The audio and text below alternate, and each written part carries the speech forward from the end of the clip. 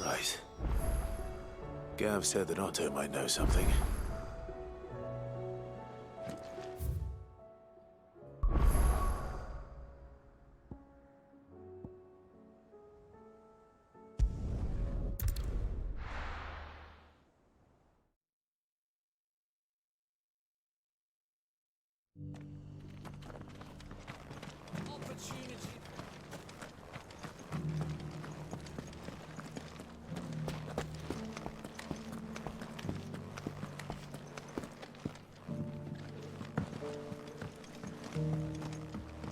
That mark. You must be Lord Rosfield. A pleasure to make your acquaintance, my lord. I, too, am a member of the cause, though I spend most of my time hunting. For the good of the village, you understand. The soil is poor here, so the people sup mostly on meat and blood. The hides, meanwhile, they make into leather, and then into gill.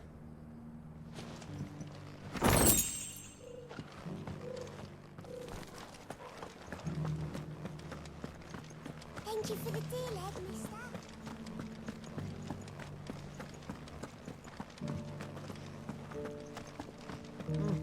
And a scratch on them. You wouldn't happen to have a decent whetstone in there, would you? So it's these stones to Canva, and the rest of the boxes to Dalman.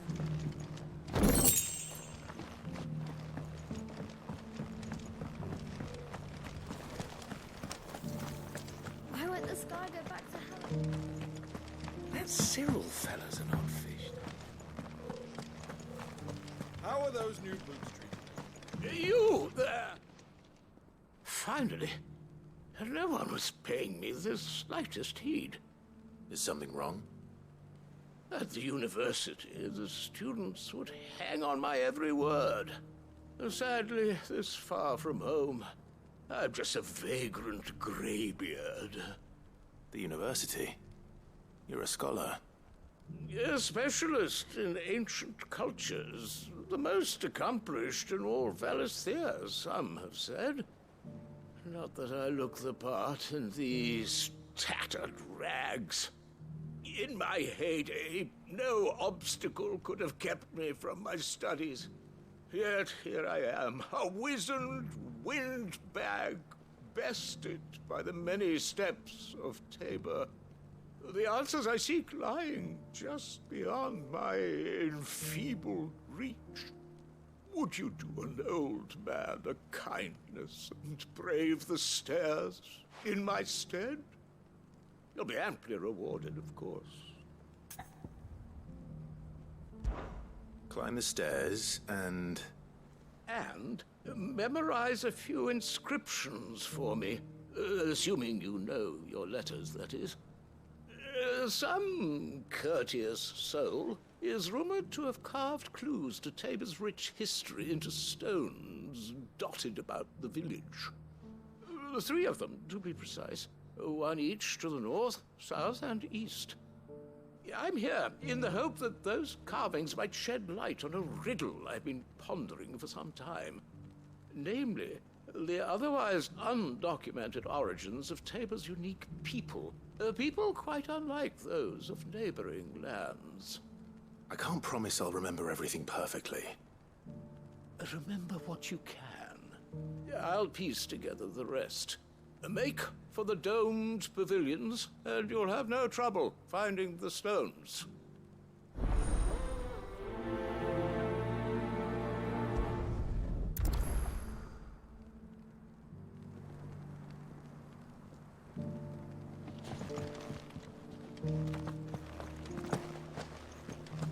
How are those new boots treated you?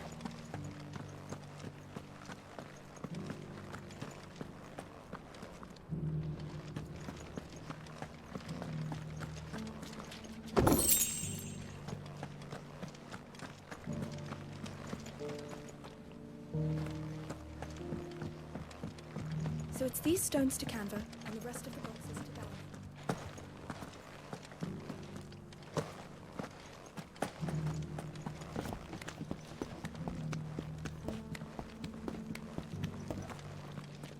This is the Required Tree, an archive where we of the Undying collect and collate our findings.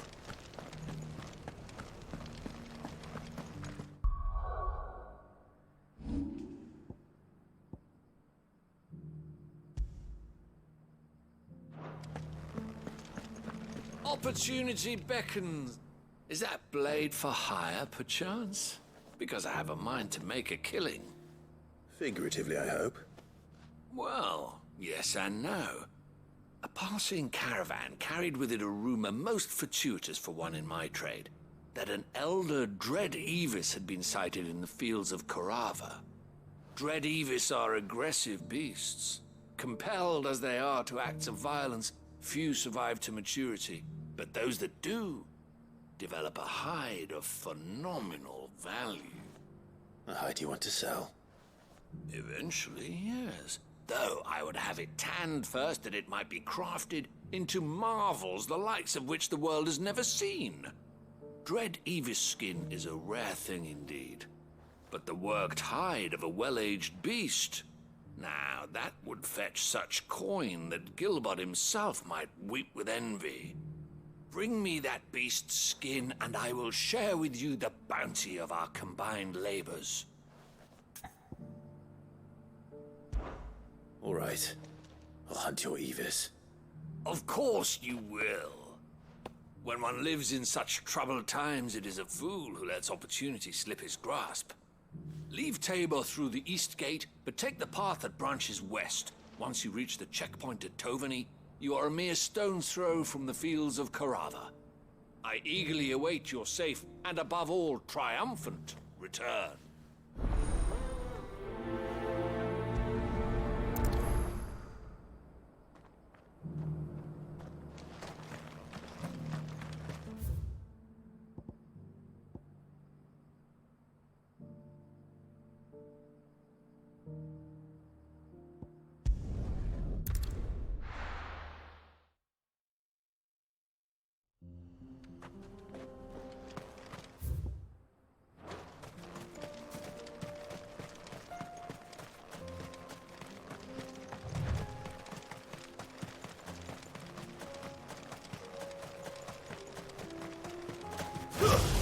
All right.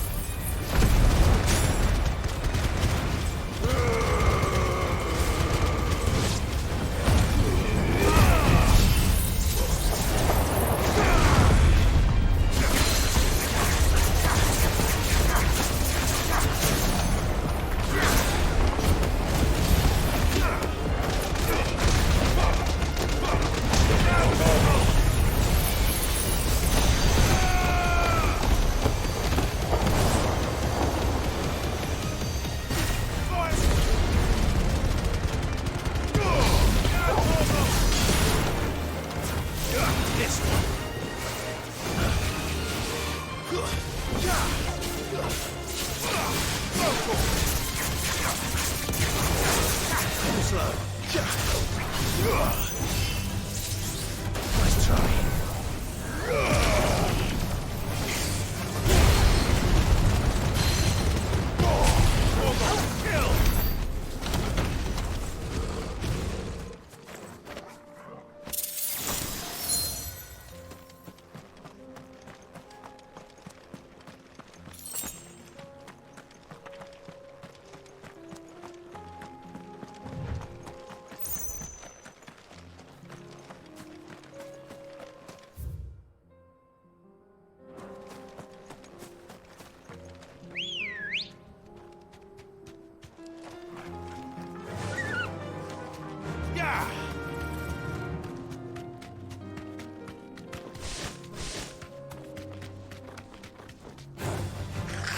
Thanks, Gal.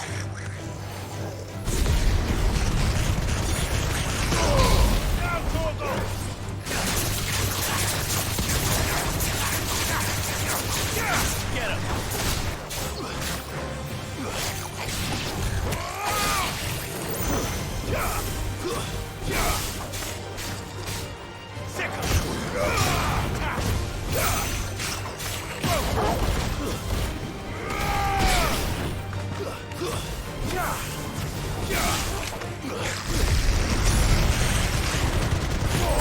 All yours, Torgal. Stay down. Get him. This one.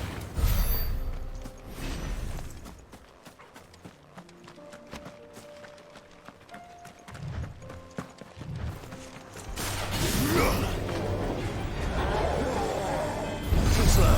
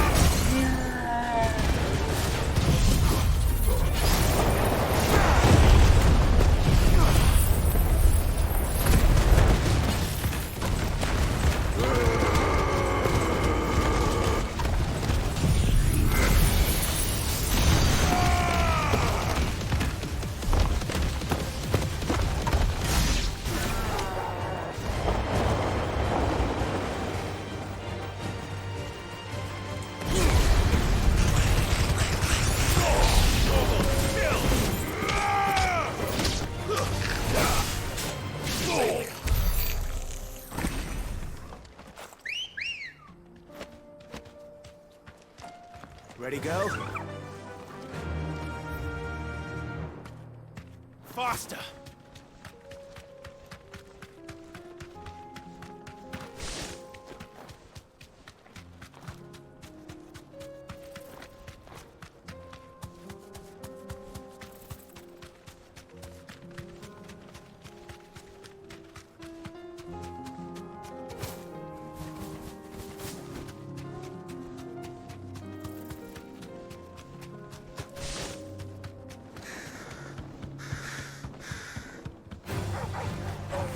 You deserve a rest.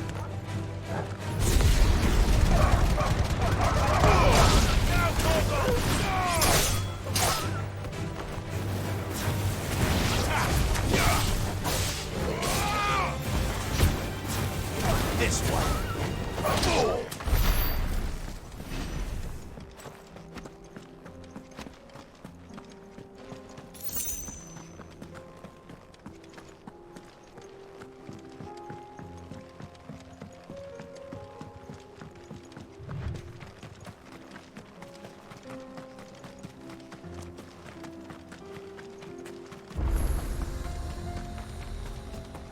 the hills around my home are crawling with the King's Akashic, I keep the gates closed too.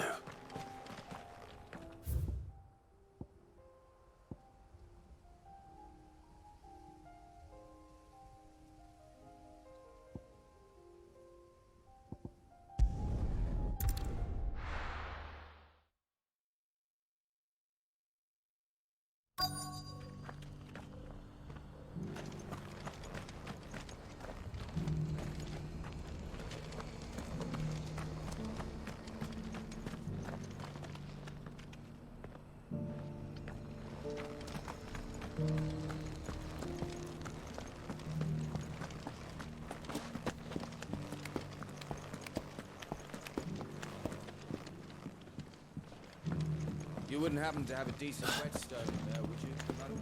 So it's these stones to Canva, and the rest of the boxes to Dalaman.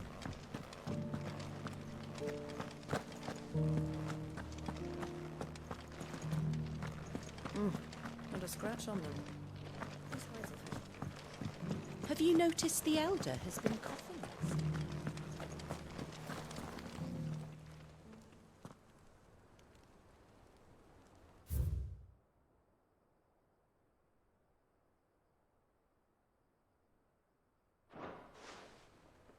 What golden plains might the wanderers have called home, I wonder?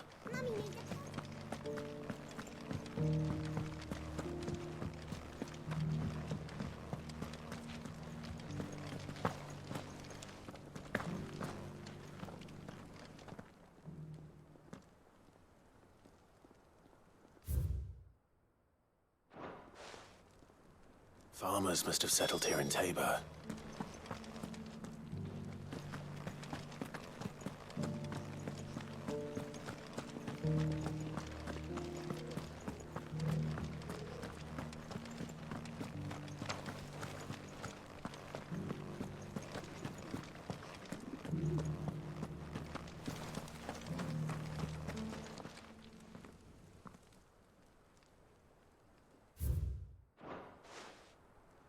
No history would be complete without mention of the Mother Crystals. I should speak to the old scholar before I forget everything I've read.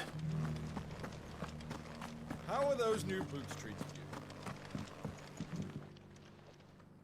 The engravings were in good repair considering their age. Oh, would that I could have seen for myself. Come, don't tease me now. What did you learn of this place and its people? Let's start with the engraving to the south, shall we? What did it say?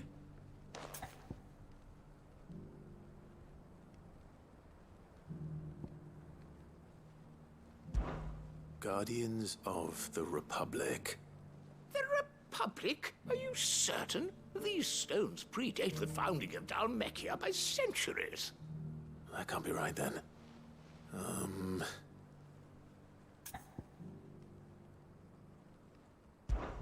Guardians of the Crystal, the first stones of Tabor, sacred hold thy noble blood, till ends the mother's labor.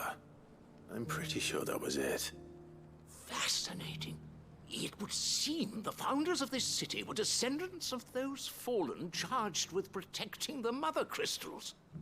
But whatever could have driven the Guardians so far from their sacred charges, I wonder?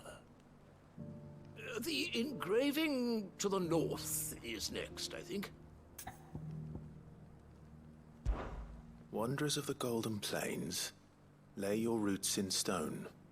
With pride recall thy noble past, and make these rocks a home. Or, I think that was it, at least. No doubt you're right. There are vestiges of nomadic customs in Tabor its guardian roots could never account for.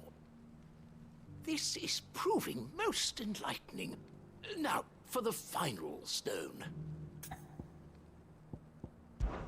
Children of the Hunters, now dancing hand in hand. That can't be right, surely. I'd rather suspect it's not.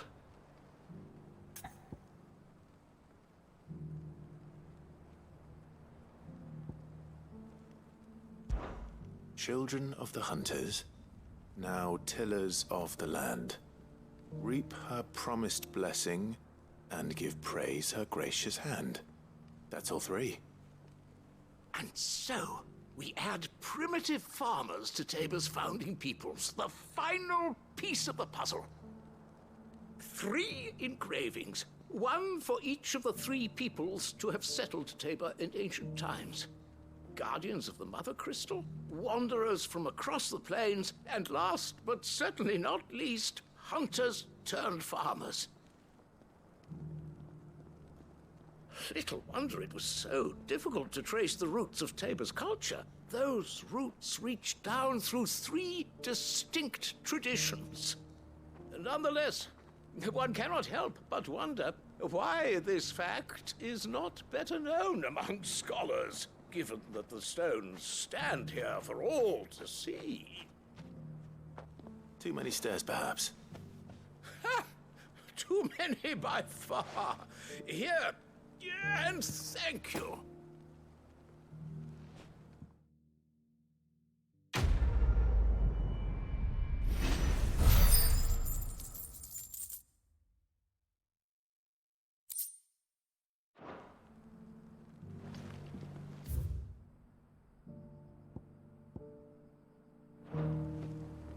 For years, I have pondered the mysteries of Tabor's. Careful how you pack that leather. Any creases or scratches.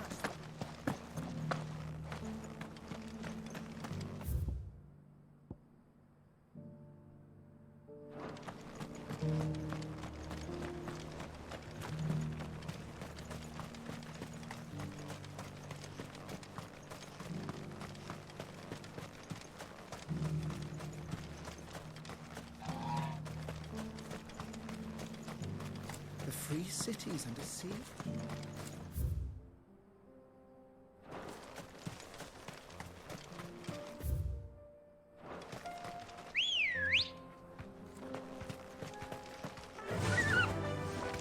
Run like the wind.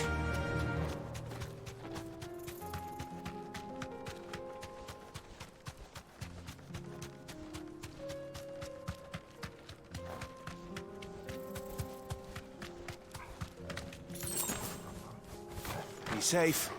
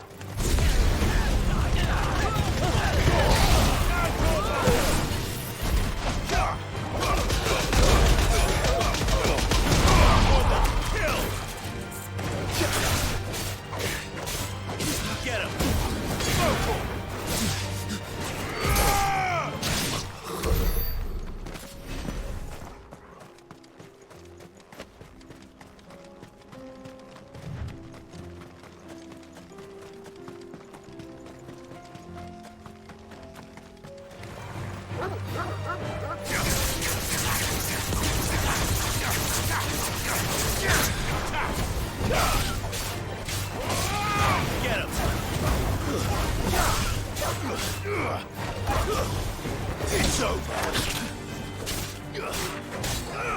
Go for it.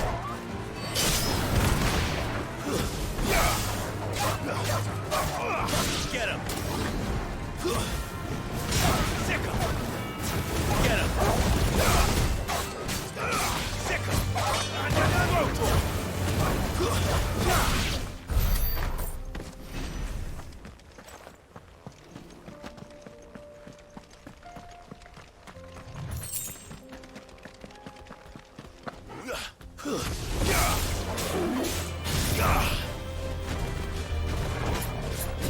Nice try.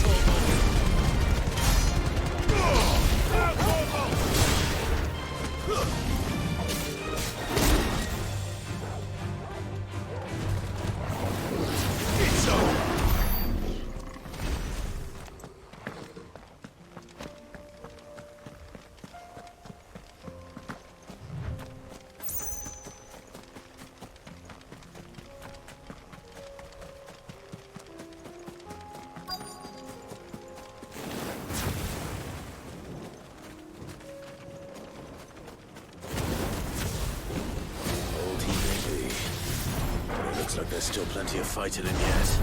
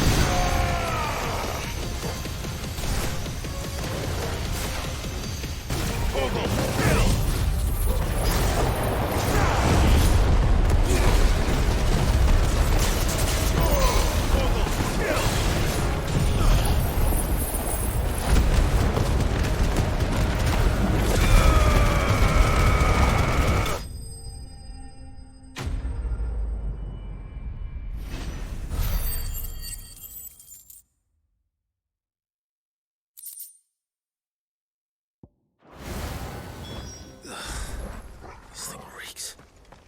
The sooner it's off my hands, the better.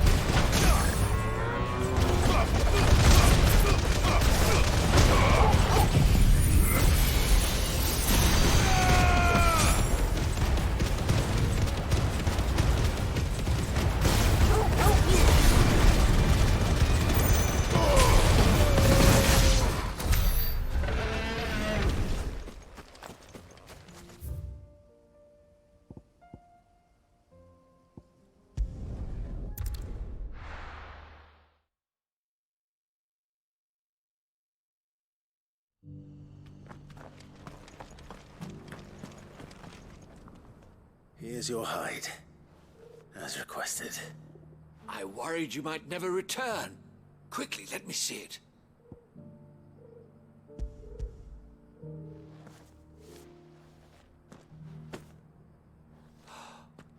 Oh, as supple as a maiden's cheek, yet as adamant as her virtue. This is everything I'd hoped for, and more. Clearly, my trust in you was not misplaced. You must be a hunter of considerable talent to have bested the beast with nary a scratch. Join me as my honored partner. With my means and your might, we shall be as wealthy as the merchant kings of Zemeckis. I don't plan on making a habit of this. I'm busy enough as it is. Very well. Though I believe fate had a hand in our meeting, it would be unbecoming of me to beg. Do not allow me to keep you from being about your business. Here, for the hide.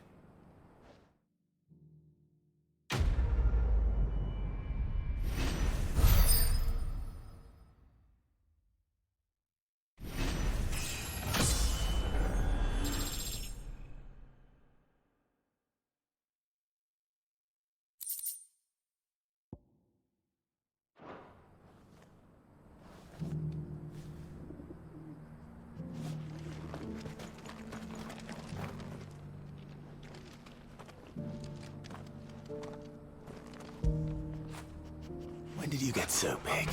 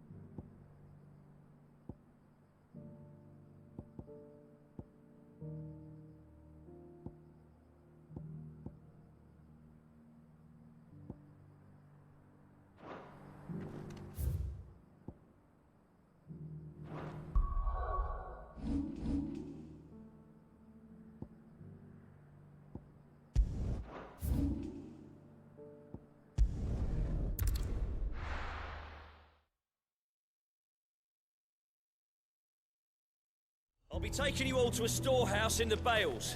Leave anything you don't need behind.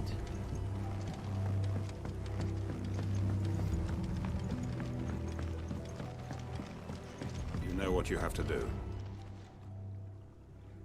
Clive, I fear that I must bid you farewell. As you know, our time grows short. The Lord Chief Justice's vultures are circling. We must strike now. Before we part, I want you to know that, though I may not always have been your most vocal ally, I trust you, as I trusted your predecessor. Thank you. I appreciate the sentiment, and I understand more than anyone how you feel. But is revenge really the answer?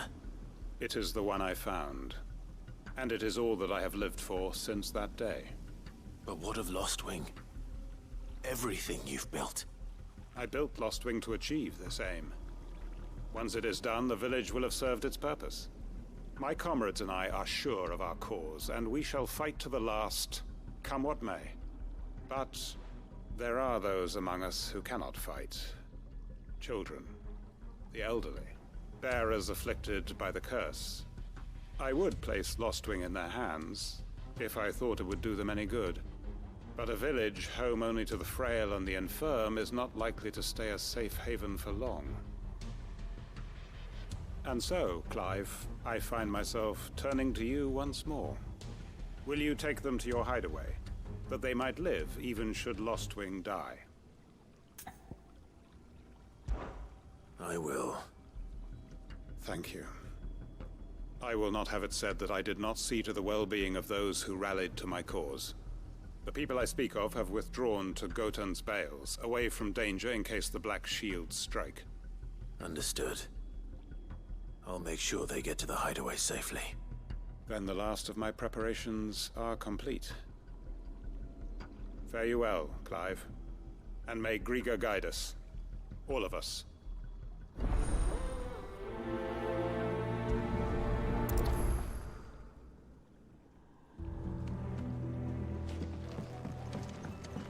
To Gotan's Bales, then, and quickly, before anyone else finds them.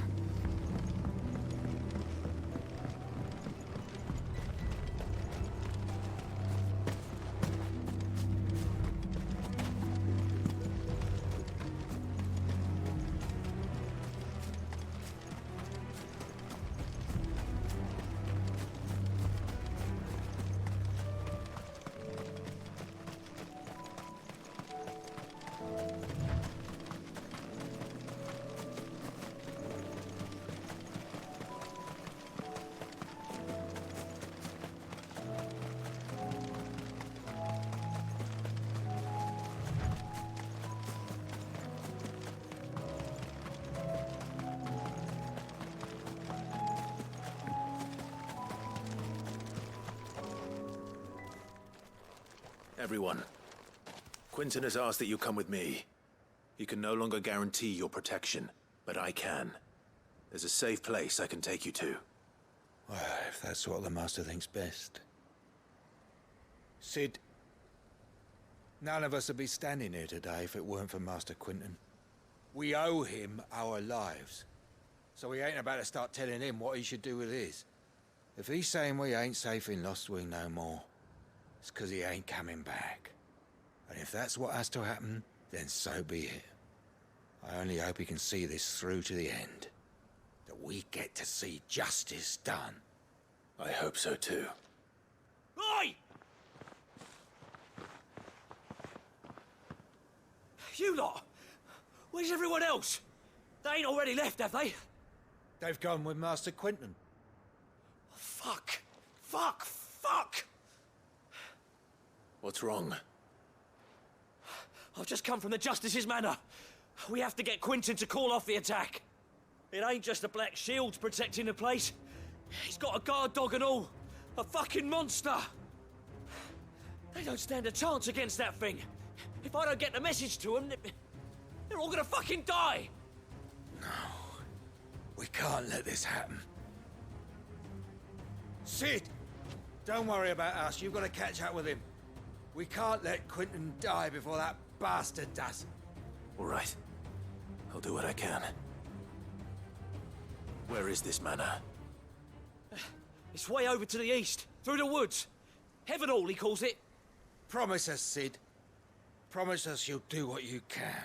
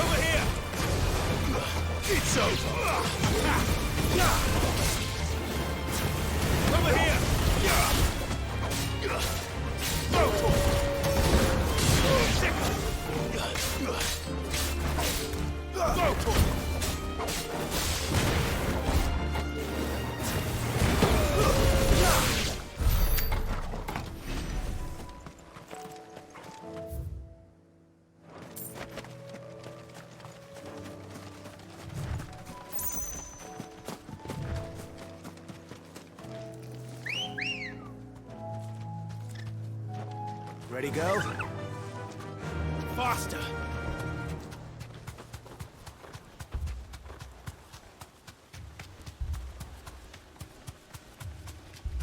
Damn it. Don't tell me I'm too late.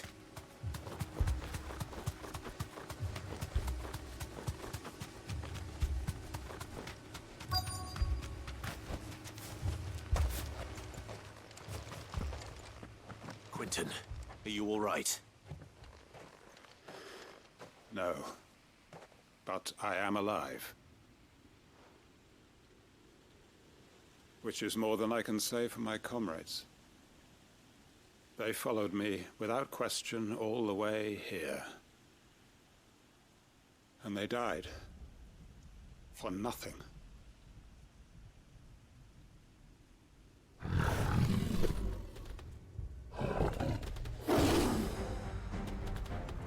This must be the guard dog. Quentin. I'll hold it off. You go. But... Your comrades didn't die for nothing. They died for you. Don't let their sacrifice be in vain. I won't. Come on, then. You're no guard dog. It's a rabid beast that needs to be put down. Over here!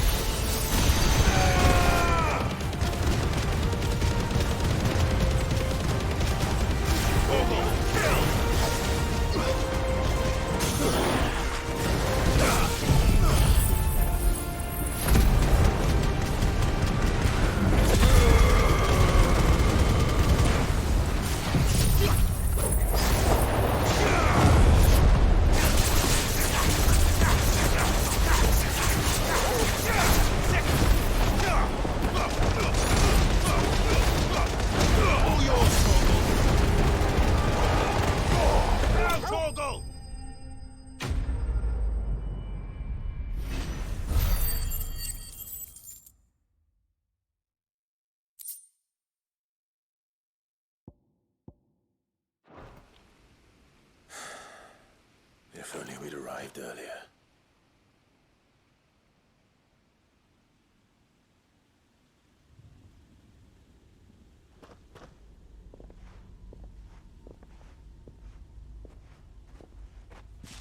Is it over?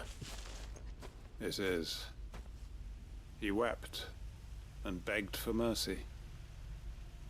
And I cut him from ear to ear, just as I dreamed of doing all these years. All my plans, building a haven in Lostwing, freeing bearers from their chains and recruiting them to my cause. It was all for this. But what is this? Justice? My faithful comrades. All those lives lost, so that I might take another. Quentin. Master Quentin! Oh, thank Grieger you're safe. You're alive. And so are you. I'm so sorry. I tried to warn you about that thing. And I hate to say it, but there's more bad news. It's Lostwing. It's been flooded. What?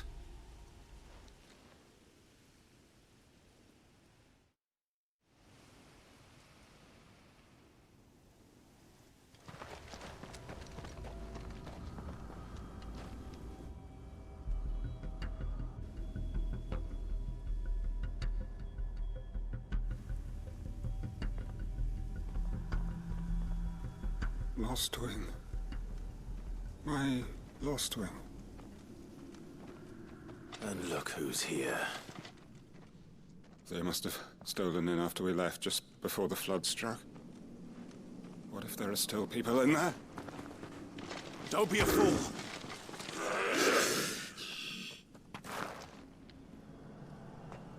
Damn it.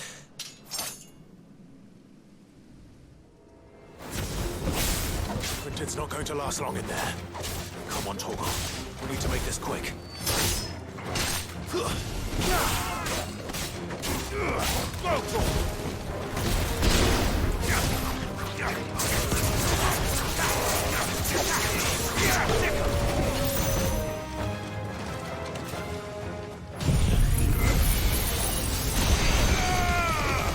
It's over. Enough. Kill.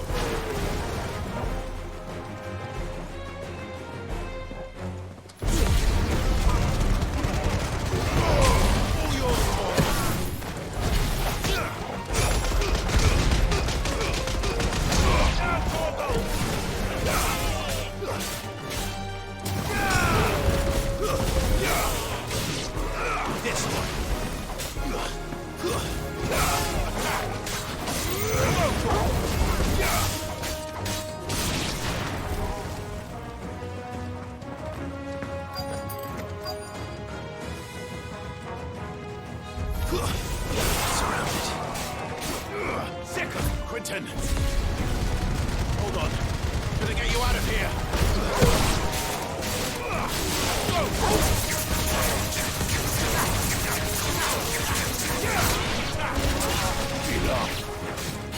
Get him.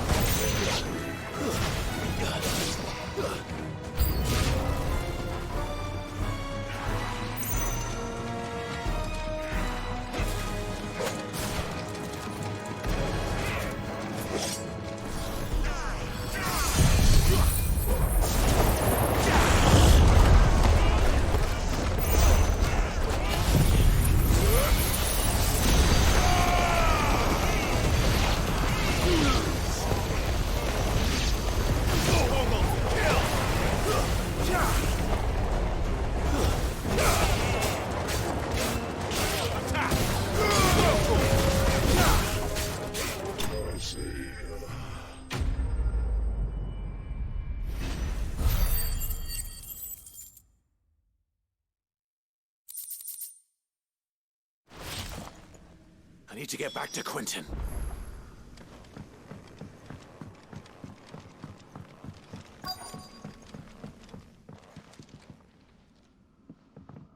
Quentin! Quentin! Look at me! Thank the Founder. He hasn't turned. I'm going to get you out of here.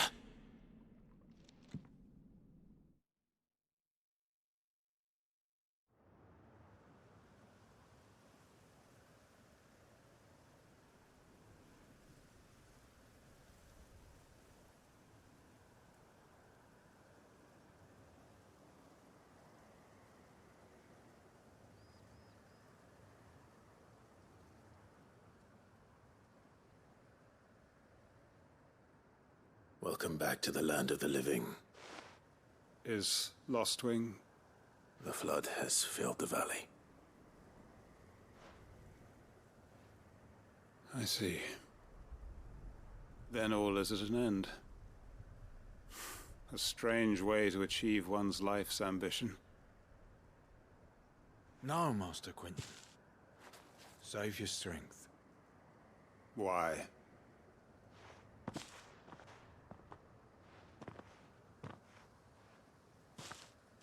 All that I strove for is gone. Only emptiness remains. I have nothing left to live for. What the heck are you on about? You've got us, ain't you? Don't try telling me you only freed us so you could get revenge. We're more than that to you, and we all know it. I thought you weren't coming back. But I prayed, and you did. There's got to be a reason for that, right? Can't we just go back to how it was? You know, you looking after us all. Your work ain't over yet, Master Quentin. We believed that you were the right man to lead us, and we still do. Your village may be lost, but it seems your people aren't, so long as you remain to guide them. But why? After what why would anyone follow me? 'Cause we're family, aren't we? Family? Yeah, and all our comrades who went with you, they felt the same. Lostwing weren't just a village. It was all of us. It was. And as long as we're still here, it is too. We can start again. Build a new Lostwing, right here in the Bales.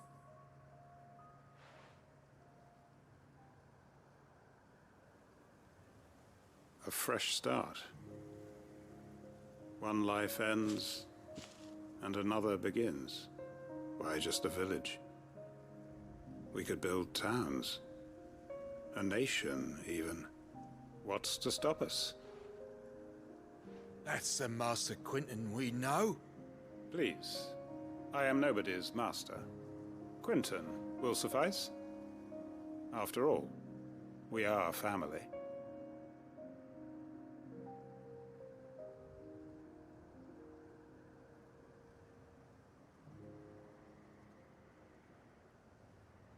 Permit me to withdraw my request. I will no longer be needing your help in looking after my people. I'll pretend you never asked. But you must be rewarded for your efforts on our behalf. You saved my life twice over. And more besides. A bottle or two of your finest red will suffice. Of course. Nothing but the best. And I have a feeling that this year's vintage will be the finest yet. If you don't mind waiting, that is. I look forward to it.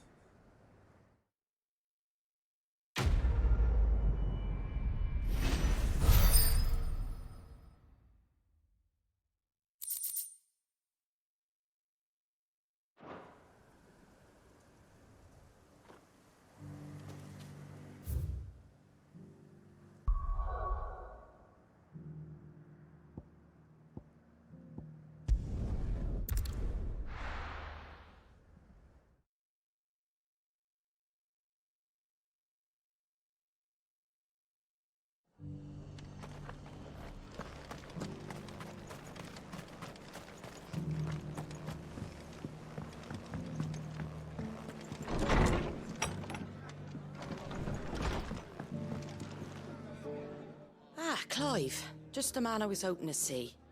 Oh? And why is that? You remember how some of Sir Wade's guardians took up residence here after the Akashic attacked? Well, now the rest have come to join him. Seems their barracks in the Lazarus have been lost to an ether flood. Now, I don't mind having a few more brave boys around to keep them animals at bay. I ain't daft after all. But we ain't got nowhere for 'em to bed down. Poor buggers are having to make do with haylofts and chocobo pens. I'd build 'em a new barracks here if I could. But where would I put 'em? There just ain't enough room up here on the rock. Which leaves us in a bit of a pickle. The people we're counting on to keep us safe are living like beggars. I see. And it ain't just that lot. There's bears to think about too. There's been more and more of them turning up lately, coming from all over looking for safe haven. But there's only so many we can shelter with the room we've got. We can't keep cramming more and more people into less and less space. What we need is a new home for our new arrivals. And that's what I was hoping you might help me with. If it ain't too much of a burden, of course. It's no burden. Thank you, Clive. So, where were you thinking of making this new home? Well, I reckon we could do a lot worse than Eastpool. Eastpool. It's been a long time since I thought about that place. It was a tragedy, what happened. And if any of us could have done anything to stop it, we would have. But what's done is done. And those who lived there wouldn't have wanted the village they loved to be left in ruins. I suppose you're right. The blight might be pressing in, but I reckon it's got a good few years left in it yet. There's just one problem. A band of cutthroats have made it their den. And they don't seem like they'll be moving on in a hurry. Nasty bastards they are too. I've lost some good men to their raids. Would have sent someone to clear 'em out sooner, if my boys didn't already have their hands full fending off the Akashic. But now we've got a few more guardians of the flame to call on. I reckon it's time we made our move. What do you say? Fancy leading a raiding party? I do. Eastpool was once home to people I loved. I won't have bandits sully those memories. I'll gladly drive them out of there. And I know the men will gladly follow you. I've already shared a few thoughts with Sir Wade about how we might be able to win the place back. And I dare say he's got some ideas of his own too. Why don't you go and talk to him? Of course.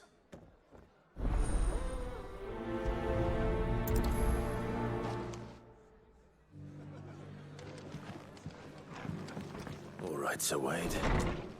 Let's hear your plan.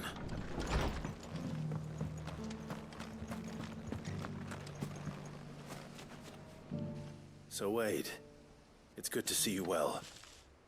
And you, Lord Rosfield. And you. I spoke with Martha. She tells me you have plans to free Eastpool and make it your own. That's right, though it was mostly her idea. I rather fear my men have been treading on her toes somewhat since joining us, not to mention each other's. And then there are the bearers, men and women who found the courage to flee their masters and sought refuge here. We need somewhere to settle them, and I can think of worse places than Eastpool. As can I. Which is why I agreed to help you win it back. That's very kind of you. I'd be most grateful if you would. With you beside us, we shall soon send that rabble of rogues running for the hills. So, what can you tell me?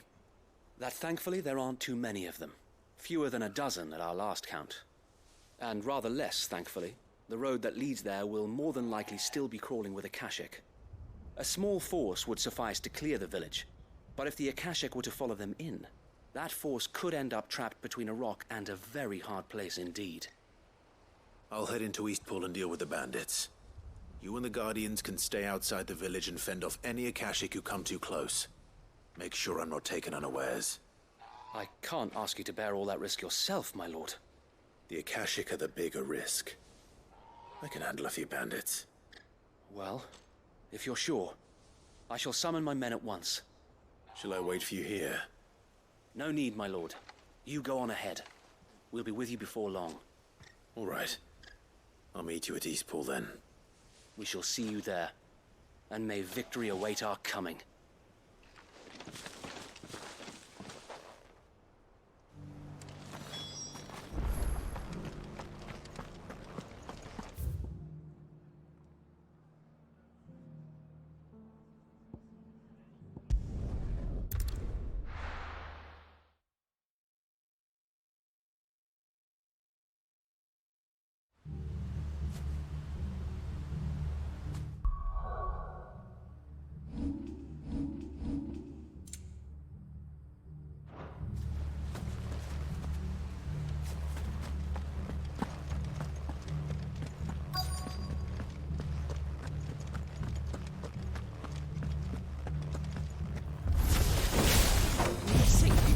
Walk in here.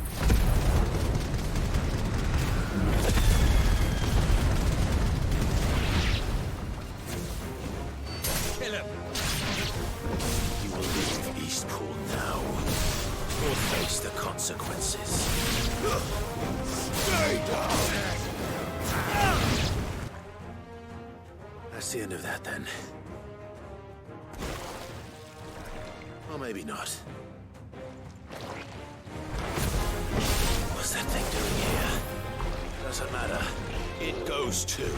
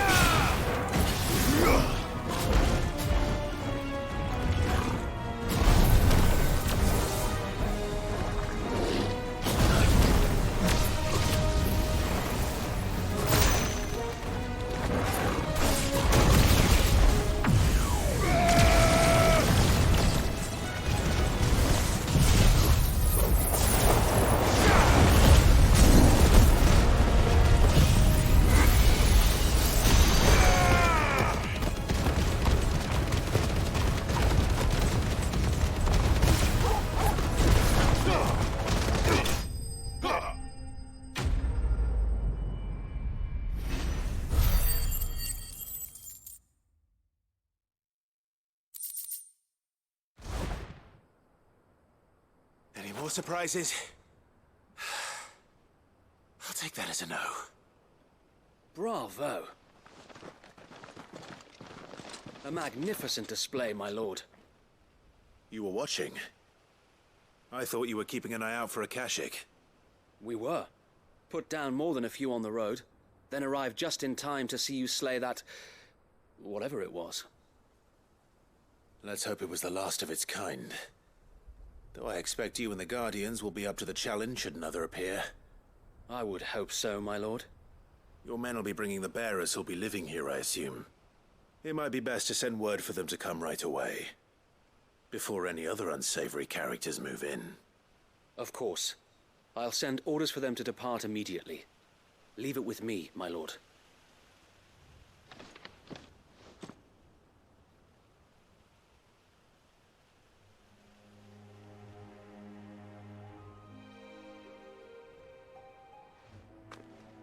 Home. Without masters. No. We're the masters now. Our lives are our own at last. That's all of them, and not a single Akashek in sight. Now to begin the important work of rebuilding the place. It won't be easy, especially not after 5 years of beasts and blackguards having their wicked way with the place. The masonry might still be sturdy enough, but half the beams are rotted. Those that weren't lost in the fire or burned by the bandits, that is. It'll take a bit of elbow grease, but we'll see Eastpool rise again. Just you wait. So wait. Lady Hannah is buried here. If you don't mind, I'd like Oscar to join the rebuilding efforts. He should be a part of this. Of course. I couldn't agree more. I'll let Martha know that everyone arrived safely. If you need anything more, you have only to send a Stolas. And we will, my lord. Safe travels. Eastpool is in safe hands. Time to go and tell Martha the good news.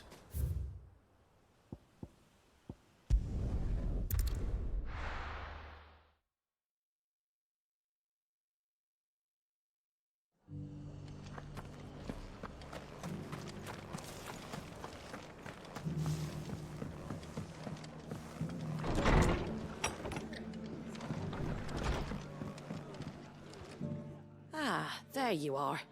All went well then. Sir Wade told me you got rid of the bandits while his lot kept an eye out. Nicely done. And what's all this about some shape-shifting nightmare showing up? On second thoughts, don't tell me. It'll only give me nightmares of me own. What matters is you did it. And now we can build our new village. I suppose it will be. What will you call it? What else? Eastpool. Sir Wade said it best. There's plenty bad happened to that place, but that don't undo the good that happened there. No need to throw the baby out with the bathwater. Did Wade say that? Well, something along those lines. Anyway, the poor souls might have made it to Eastpool, but their work ain't done yet. So the way I see it, neither is mine. If it's food or lumber or strong backs they need, the rest is ready to provide it. Thank you, Martha. No, thank you. You didn't have to help us. I wanted to.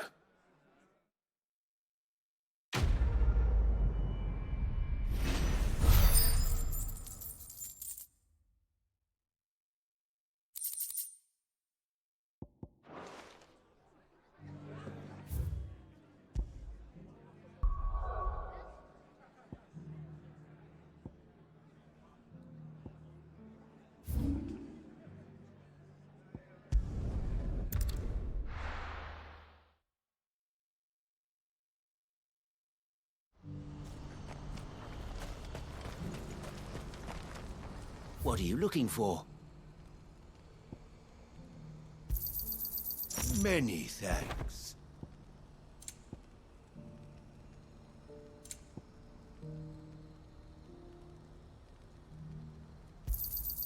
You've a discerning eye.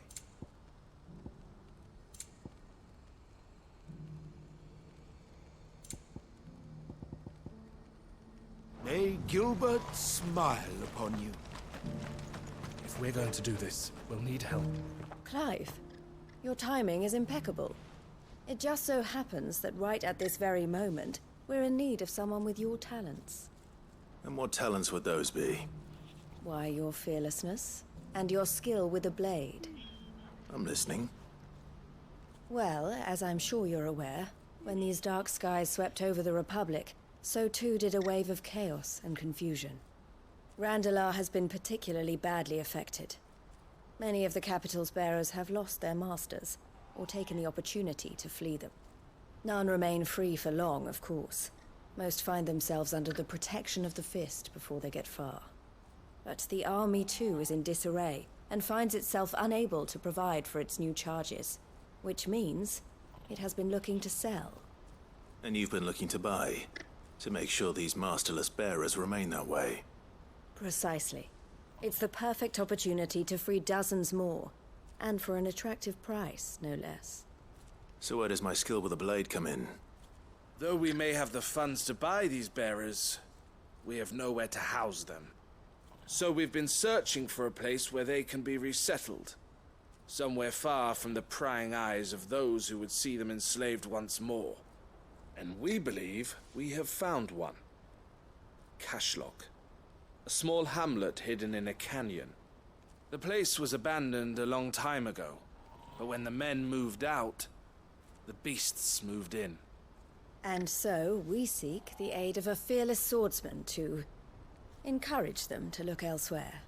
You'll help, won't you?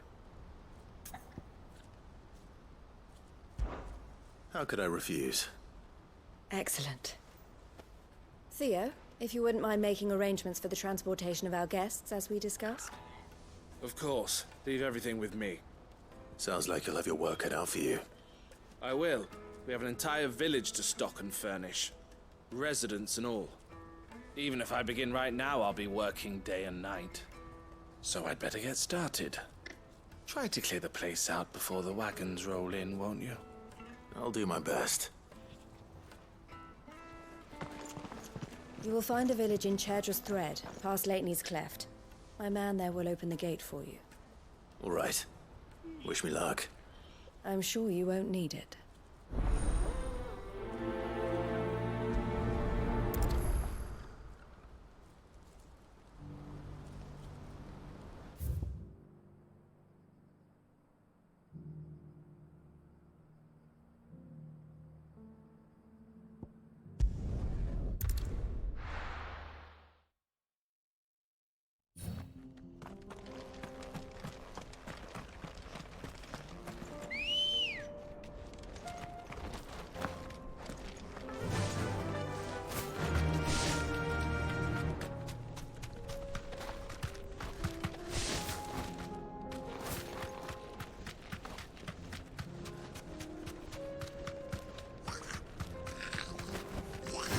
Straight home.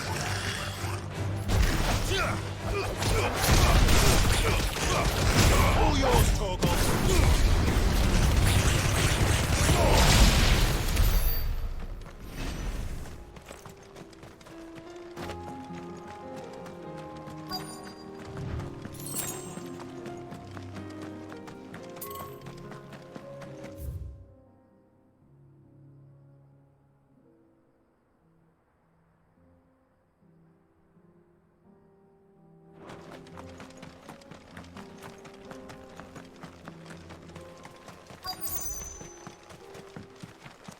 This must have been a nice place once.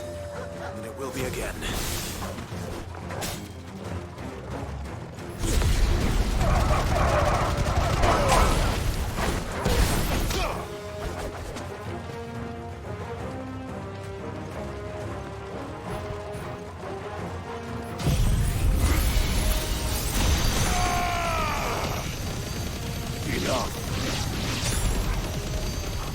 All yours, Torgal.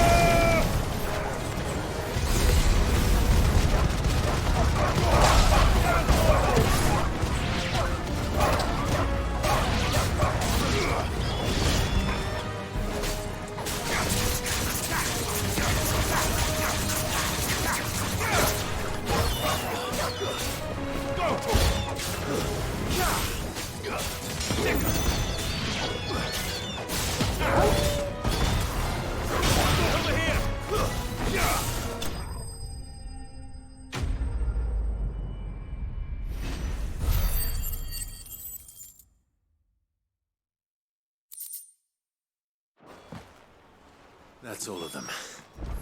Come on, Torgal. Let's head back to Boklad.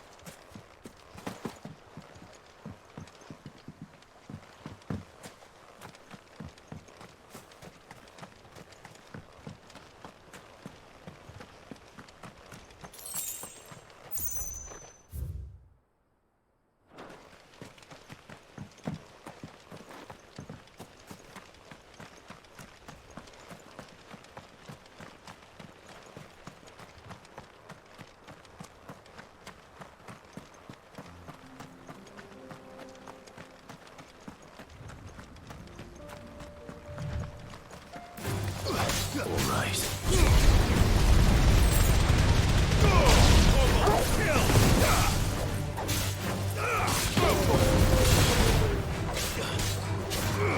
This one. Over here.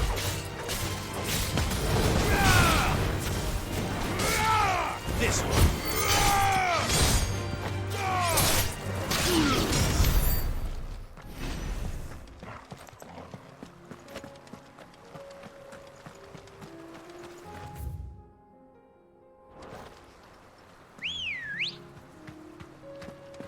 Let's go.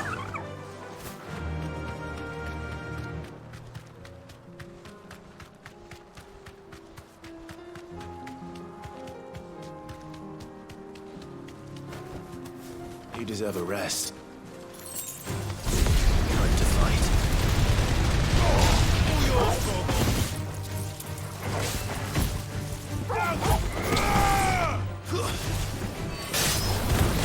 Get him!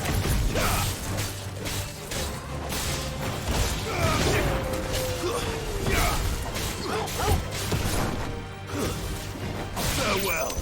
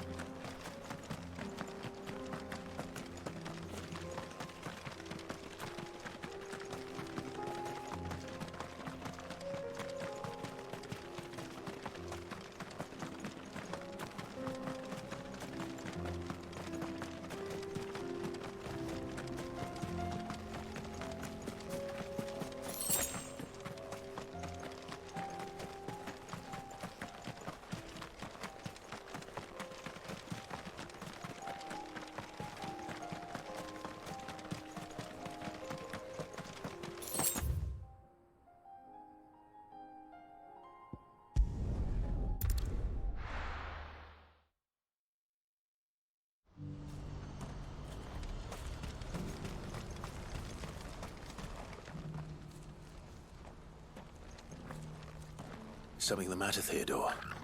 Quiet. Those are our terms. I trust that you will give them your full consideration. I shall. Thank you.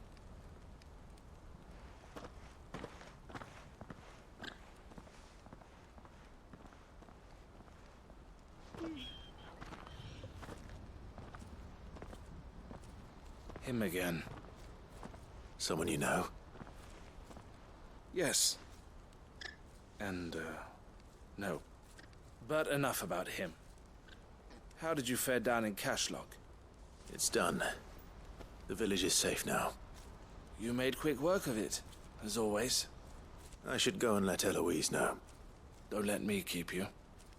But Clive, don't tell her I was watching her, will you? She'll only get upset. I'll explain everything once you've finished with your report. All right. We'll speak then.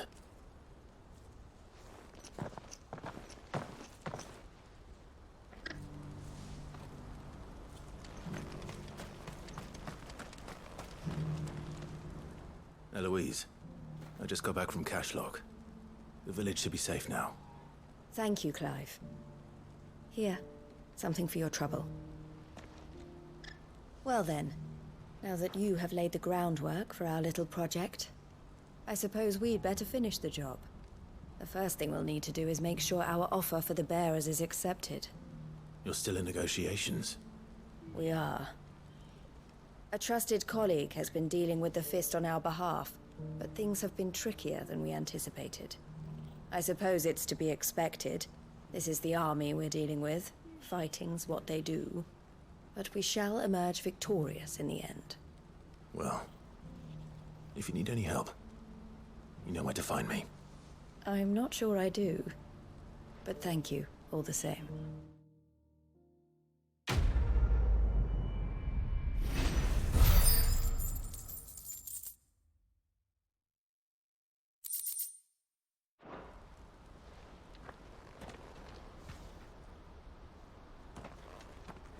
Ah, Clive. You wanted to talk? The man I was watching earlier, the one speaking to my sister. He represents the Silver Peak Consortium. It's one of the bigger trading houses. I don't think I've heard of them. Well, every trader in Dhalmekia has. They operate across the length and breadth of the Republic, and they're still expanding. They've been trying to get Eloise to join their ranks for some time now, and judging by her reaction earlier, I'd say she had half a mind to accept their latest offer. And you'd rather she didn't? I would rather she did what makes her happy. And I would never deny her such an opportunity. Eloise saved me from slavery, and we have striven to save others like me ever since. But this was not the life my sister wanted, nor the one she deserves. I won't let her give up on her dreams again for my sake. She freed me from my bonds, and she must be freed from hers in turn. You're a good man, Theo. I have always been grateful for what my sister did for me, and I want to repay the favor by letting her live her own life. But each time an opportunity to do just that arises, she turns it down. For my sake. She loves you. And I love her. Which is why I want this time to be different. To show her that I don't need to be watched over anymore. Though I'm sure I'll still need some help from time to time. I trust that I can count on you. Always. Thank you, Clive. Well then, I had better get back to work. These bearers aren't going to move themselves. That's a job for the Crimson Caravans.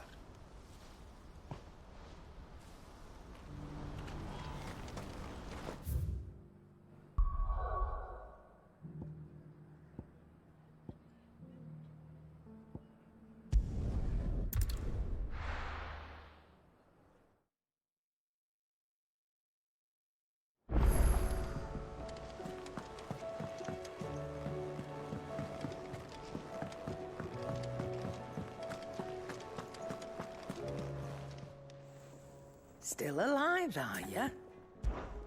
Go on, then.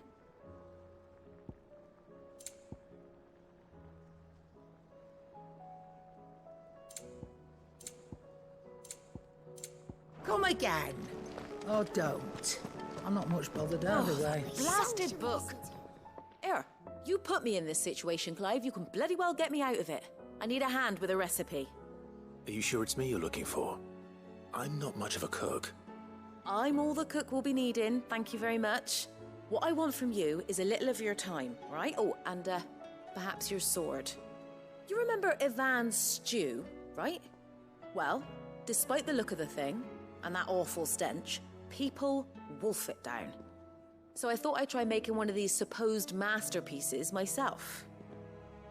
Had a peek at the book and gave it a go, but, well... It wasn't as straightforward as you'd hoped? Ivan had the same problem. Yeah, but this is my blooming kitchen, and I will not be outdone. So if you don't want to be seen as playing favourites, I suggest you lend me a hand. I've never been one to play favourites, Molly. And I would be only too happy to lend you a hand. So, what's on the menu this time? A fried mortress of skyworm. That's one heck of a name, innit? Recipe seemed easy enough to an old hand like myself. Thought I'd followed it to a T. Only, turns out skyworm livers and drake's mint are not what I thought they were. At least I hope they're not, given the rancid mess they made.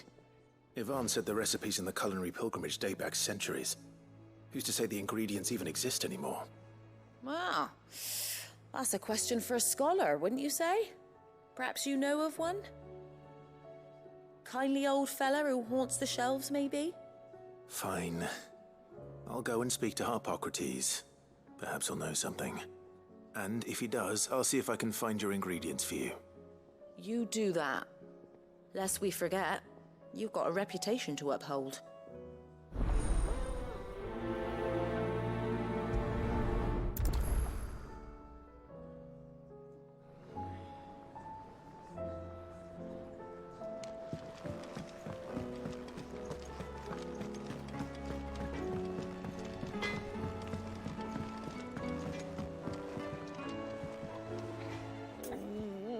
What am I gonna do? Is everything all right, Goots? You seem more discomposed than usual. Oh, I don't know what that means, but I'm in a bit of a muddle. Oh, I think Nan might be in trouble, and she's... It's all right. You can tell me.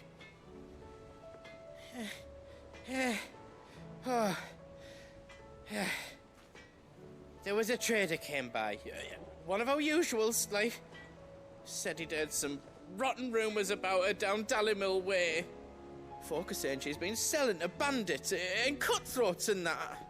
I mean, she's fond of a chance to make a coin or two, aye, but she'd never do business with baddies. Especially not the kind who go hurting people who haven't done out. I wanted to ask her about it myself, but I'm scared she'll give us a tongue lashing. She'd never give your tongue a lashing, though, would she? Don't worry.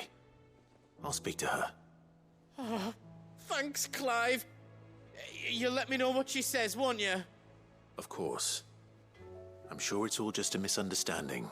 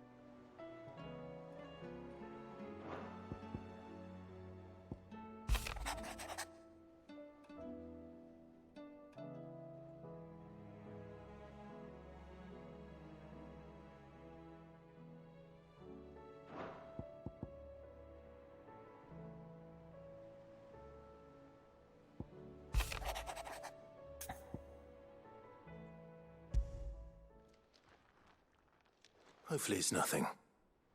But I should speak to Blackthorn just in case.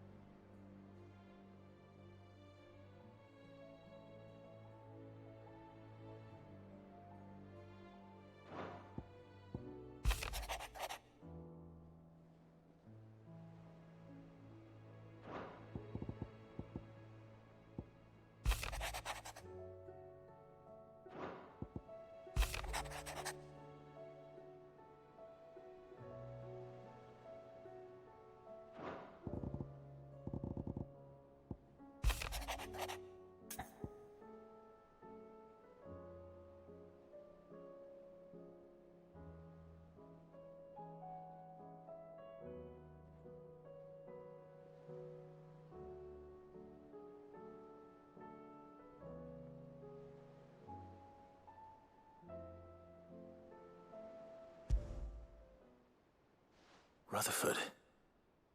Wasn't that the name of my uncle's manservant? Why would he be at Martha's Rest?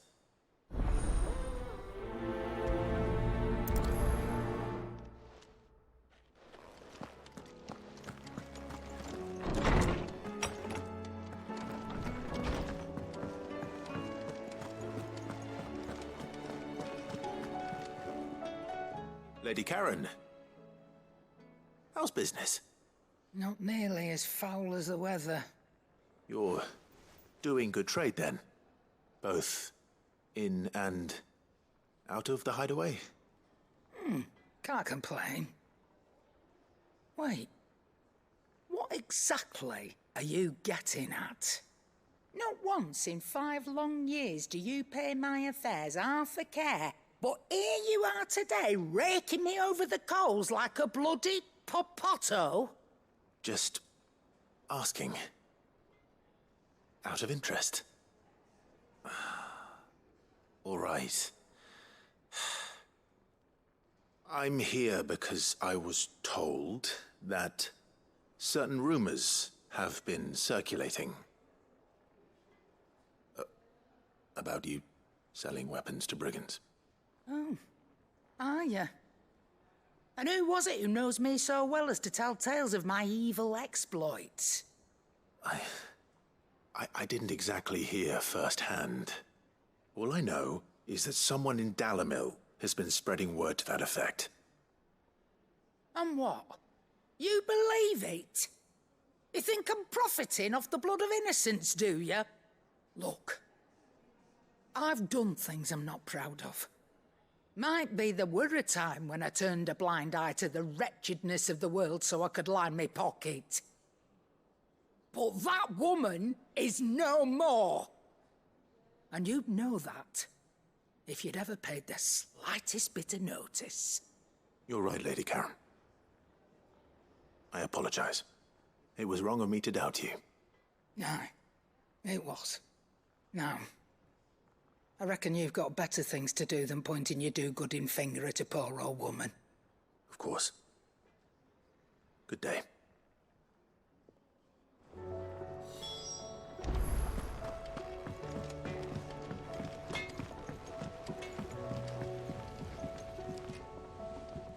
I spoke with Lady Karen. What did she say? That the rumors were unfounded, and that I was a fool for thinking they might hold any truth, along with some other things that made her feelings clear.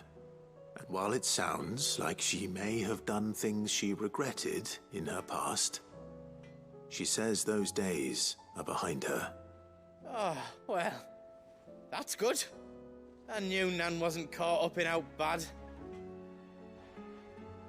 But why would people say she was? What did she ever do to them? It's not right. No, it's not. But people do things for all sorts of reasons. Perhaps we'll never know. Well, I'm going to find out. That trader, he said they were all talking about her in Dalamil. So that's where I'm going.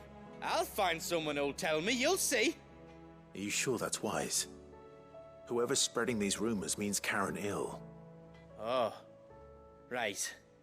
But that's why you'll be coming with me, isn't it, Clive? I suppose it is.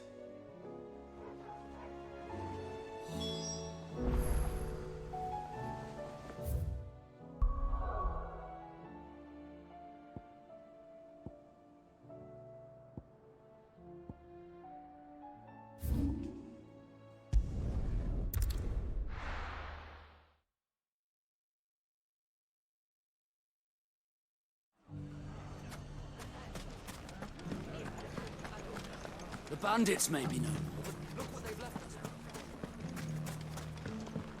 It shouldn't be too hard to find goods. The gentleman of the town guard.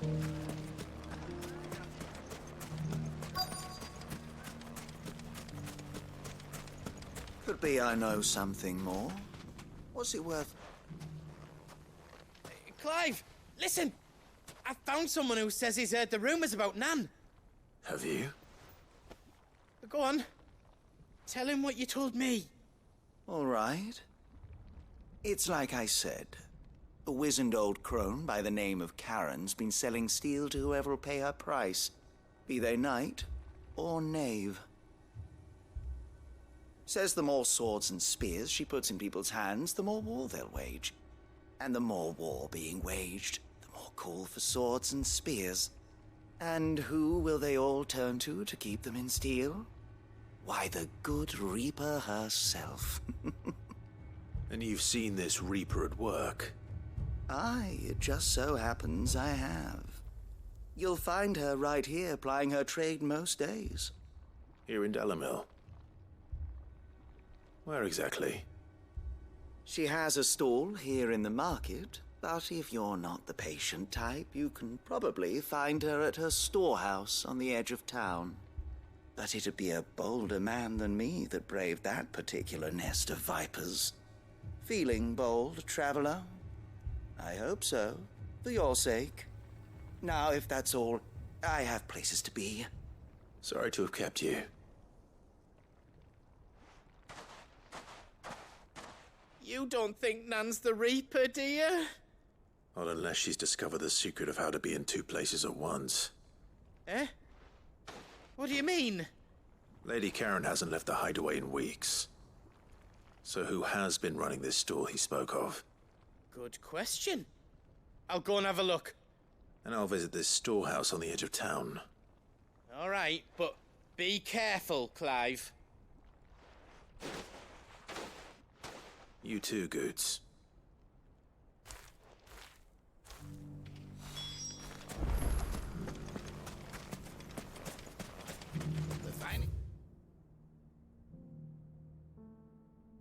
Sell swords in storm.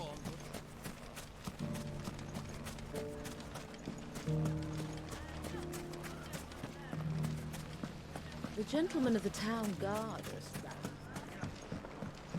Mummy. What a mess.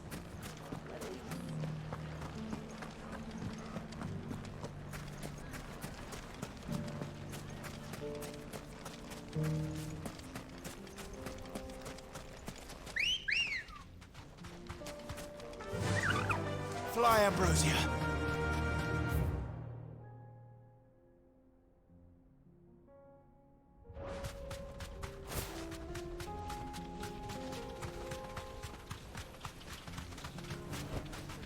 That'll do, girl.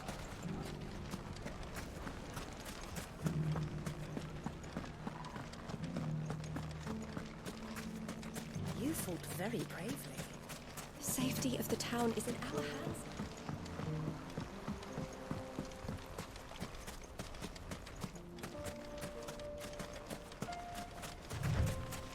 Time to brave the Viper's Nest.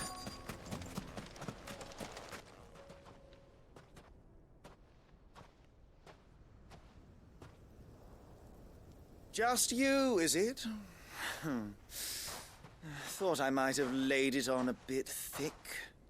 It was a fairly unconvincing tale. So, what now? That's up to you. Die a slow death, or a quick one. Boys, he's all yours. But that sword is mine. Now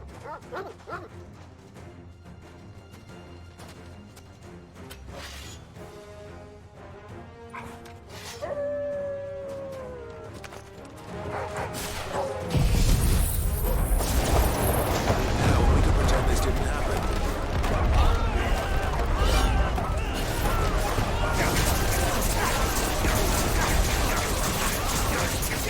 This one.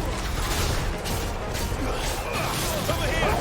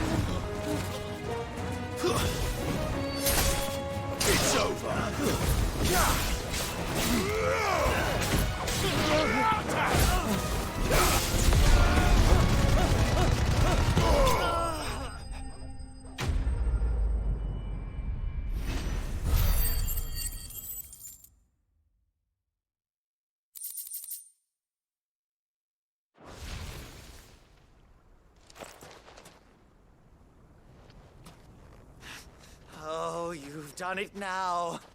Go on. Tell me what I've done. When the Borgwyn finds out you've killed his men, he'll have your head. He only wanted that bull of a manservant, the dim one always clinging to Karen's skirts. You weren't even supposed to be here. Who the hell are you anyway? What were you going to do to him? The Borgwyn wanted him to get to Karen. I was only supposed to point the lamp in the right direction once he arrived in Dalamil. But then you turned up. Well, go on then. If you're going to end me, end me. You're not worth the effort. Now be gone, before I change my mind. Fucking coward! I need to find Goots. Right now.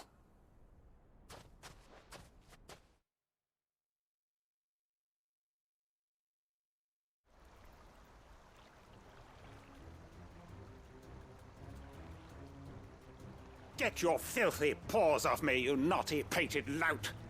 Stop calling me names! And stop spreading them horrible lies about Nan! Well, that will be easy enough. For they are not lies. Every last word is true. And she must pay for her crimes in blood. Blood? Goot, are you all right? He's gonna kill Nan! He said she had to pay in blood! After what she did, it is only right. She ruined my life and the lives of countless others. That loathsome harpy's very existence is a crime, and I will not allow it to continue. Goots, was it? I have no quarrel with you. Only with your employer. Run along now. You need not pay for her sins. No. No? I don't care what she did. I won't let you hurt Nan. Promise me you won't hurt her, or I'll kill you myself! Goots, no. Enough, all of you! Karen. But how did you? You're a sight less clever than you think you are, the pair of you. Did you think I wouldn't notice the two of you slinking off together? Well, the whole thing got me thinking, who in Dalamil might bear me a grudge? And a certain snivelling shit I ran afoul of in my fairy years came to mind. Though it was just Bogan back then, wasn't it? I thought the years might have taught you some sense, but I see you're the same pants-pissing craven you've always been. What was it we called you? Wet legs? You bitch! Everything that happened, it was all your fault! And now you'll finally pay for what you did to me!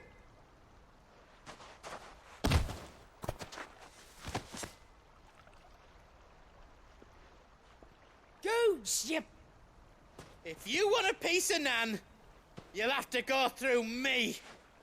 Fuck!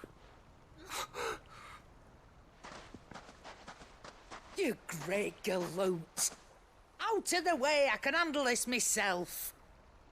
So, wet legs, you remember what you told me when we last met? An eye for an eye. Wise words, Ab. Wise words. And now, it's time to collect.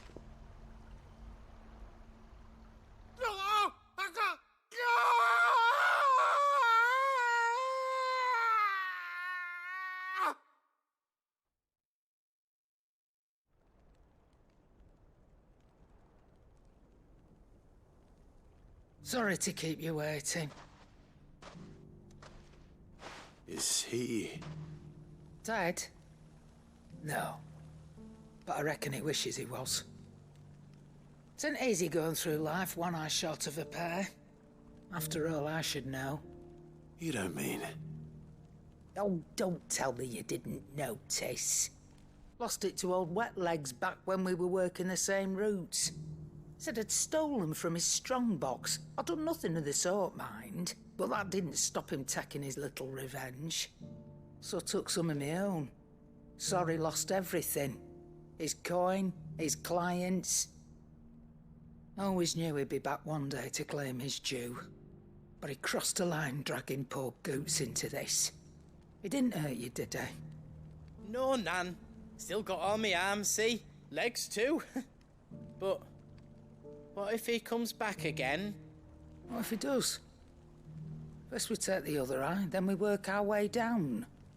He'll learn his lesson soon enough. But something tells me the Wet Legs has learned it already. Right. Let's get you back to the hideaway. You've attracted quite enough attention already. Ta-ra, Clive. Remind me never to cross you, Karen.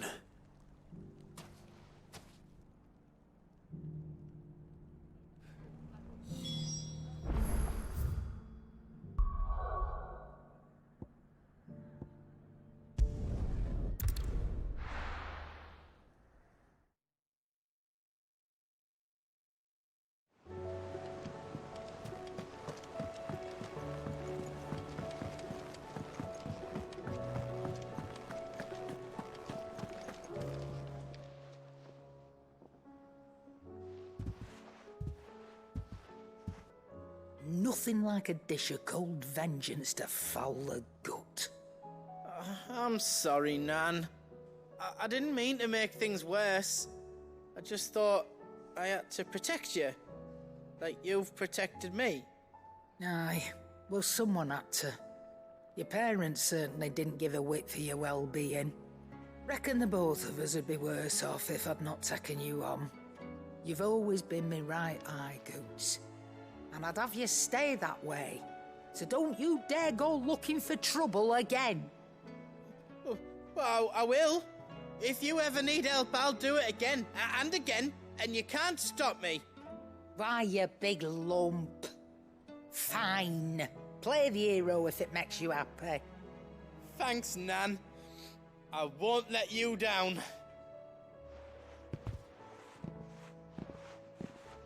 There's nothing he wouldn't do for you.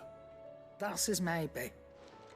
But if he's ever to make his own way in life, he'll need to start looking out for himself as well. Till then, he'll need people to watch his back, just like you did in Dalamil. Don't think I didn't appreciate that. Of course. His family. Stop it. You make me one good eye, mister. I don't go thinking that'll do you any favours. A potion today'll cost you the same as it did yesterday.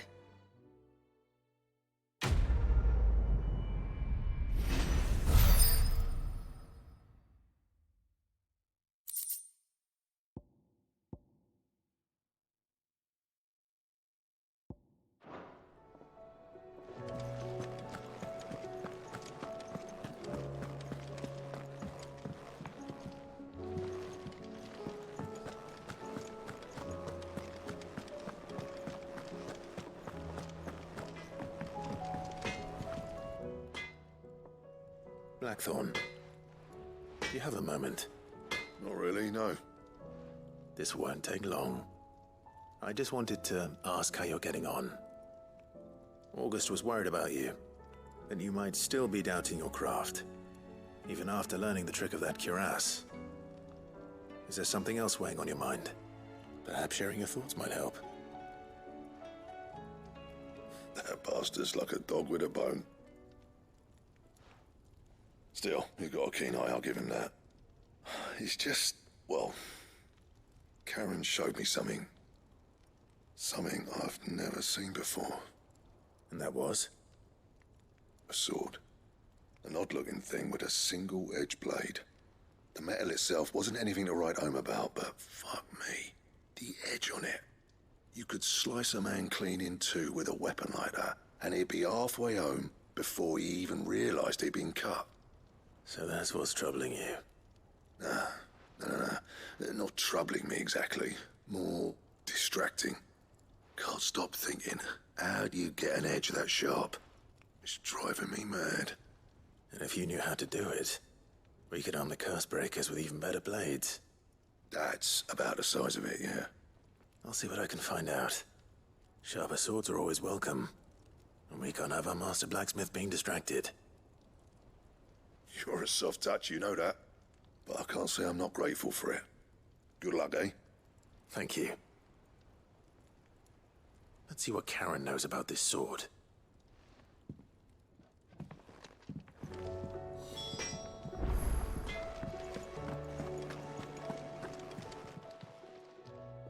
You're looking well, Karen.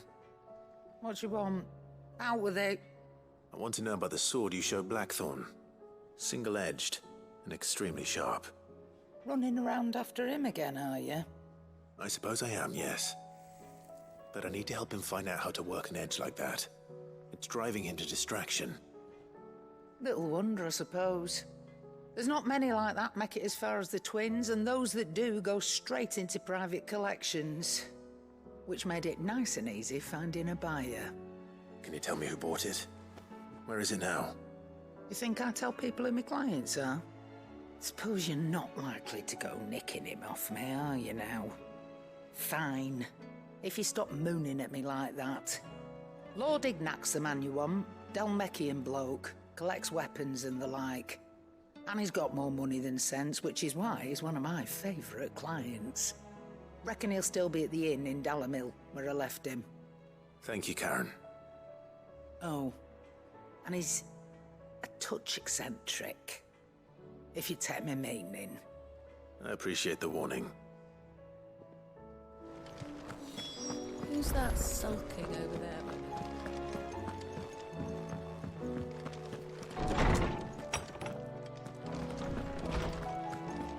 Let me help. I know my letter. Lawsman Harpocrates. I've come to pick your brain if you don't mind. It's about the book you lent Ivan. Ah, Valisthea, A Culinary Pilgrimage, a classic. One of my favorites, in fact. The young man did a wonderful job with the Chance's stew. I do hope we shall be able to sample more such marvels in due course. That's actually why I'm here. I don't suppose you know where I might find skyworm livers and drake's mint. Ah, so the fabled Sanbrequois delicacy is next on the menu. Delightful. The descriptions of fried mortress never fail to make my mouth water. Now, skyworm is a somewhat antiquated name for the wyvern, their ground livers being the paste from which the mortress is made. Dragon livers. How very Sanbrequois. One would have thought the disciples of Bahamut would have a touch more reverence for their icon's brethren, but apparently not. I believe the specific dragon the recipe demands is the blueback wyvern, said to be the very color of the sea beside which it resides. So we know where to look for our liver. But what about the drake's mint? Saint's bonnet in contemporary parlance, a herb which grows along the North Reach coast. I gather that one can locate the cheerful yellow flowers by their heady scent alone, so I'm sure you'll have no trouble finding them. I may add that people once believed game was best served with the flora that sustained it in life, in which regard fried mortress of skyworm is undoubtedly a typical dish of the time. Meaning that if I find one, I find the other. To Northreach, then. Best of luck, Clive. And do save me a bite once the dish is complete.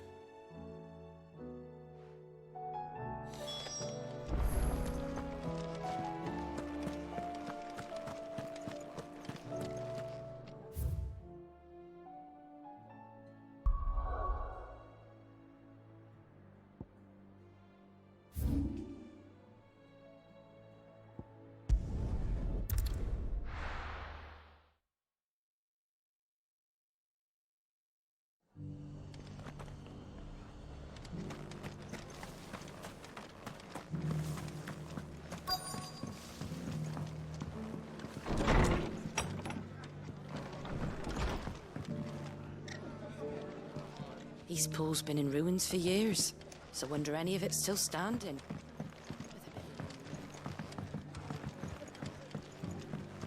My lord Marquis, is that... It is you. Then you received my letter. I am Sebastian Rutherford, Chief Steward of your Lord Uncle's estate. Of course. We met once before. Yes, my lord. Thank you for coming. And what was so sensitive that you couldn't put it in writing? 1,000 apologies, my lord. I did not mean to offend. I merely... It's all right. Continue.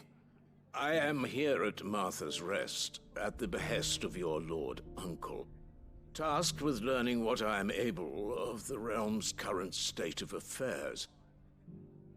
And what I have learned is grim. The fall of the Mother Crystals has left Storm in a state of utter disarray. The subsequent darkening of the heavens has only made things worse. Akashic attacks, once unthinkable, are now commonplace. The gears of governance have ground to a halt, and without a steady hand on the tiller, the realm threatens to drift into utter chaos. Your Lord Uncle, however, believes there is a way to avoid this fate, and is determined to see it set in motion. That sounds like quite the undertaking. It is. Hence my having enlisted the aid of several colleagues serving the 7 high houses. Alas... Alas? I have lost contact with 2 of those colleagues already.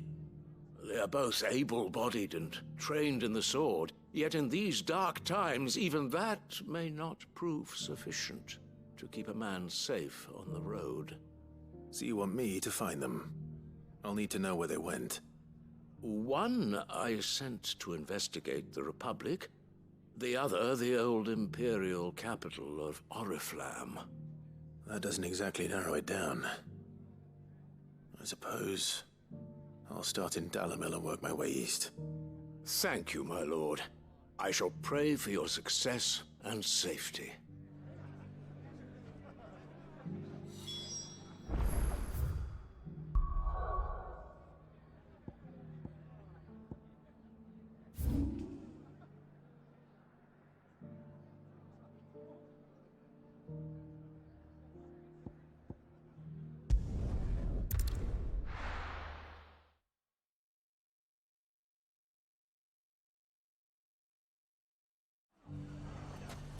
It's not going to... People take notice of wealthy men. Shouldn't be too hard to track down Karen's collector. Look what they've left us with.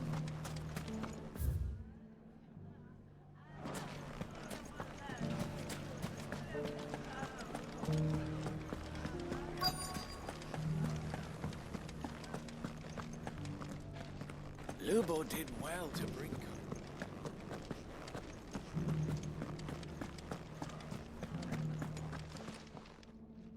My reputation will be ruined!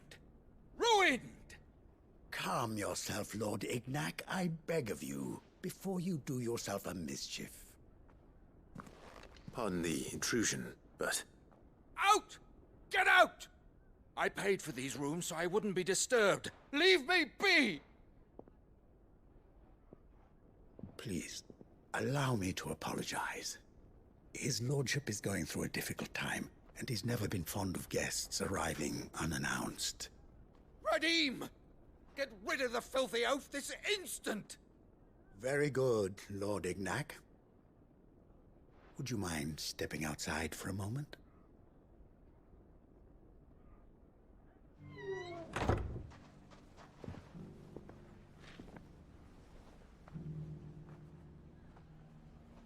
I'm sorry if I've caused you any trouble. That? Oh, no. That's just how his lordship is. Though the morning's events have left him somewhat fractious. He has been dispossessed of his luggage, you see. The thieves also made away with a considerable amount of coin. Coin the innkeeper will soon be keen to collect. I don't suppose a certain blade was among the stolen items. A single-edged sword. It was purchased from a merchant friend of mine. Ah, you know Lady Karen. Yes, I'm afraid it was. Then I'll retrieve Lord Ignac's luggage. But I have one condition. You have but to state it. You are welcome to anything that is within my power to grant. I want an audience with Lord Ignac. A few minutes should be enough. Then I'll be on my way. A condition I would be a fool to refuse. Of course, you shall have your audience. I don't suppose you saw where the thieves went? I did not, no.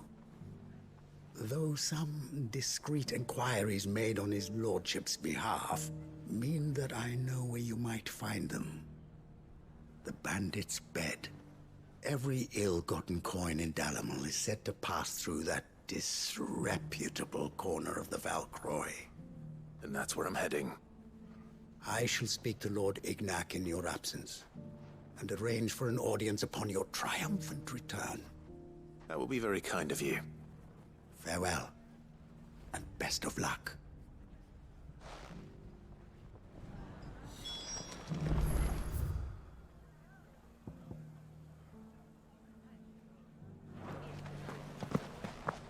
If all of us continue to work together in defending Dalimil, I foresee good things for this town. What a mess. Mummy? The gentlemen of the town guard.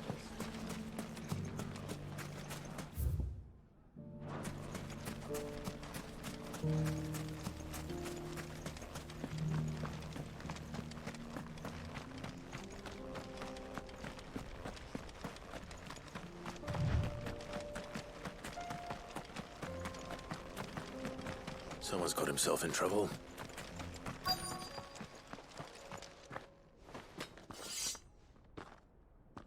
I don't see your master here, so you can start by giving us all the coppers in your purse. I already told you, I have nothing. Then maybe we'll take that pretty outfit and the steel you're wearing.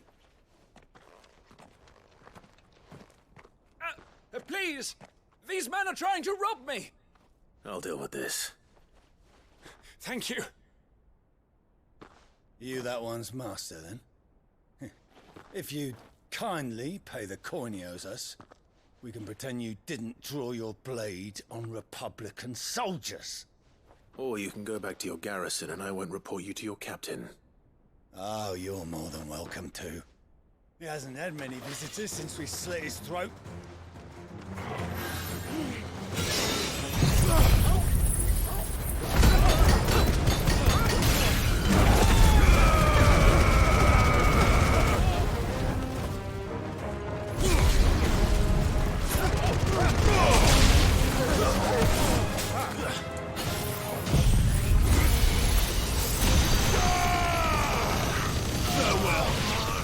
Finished.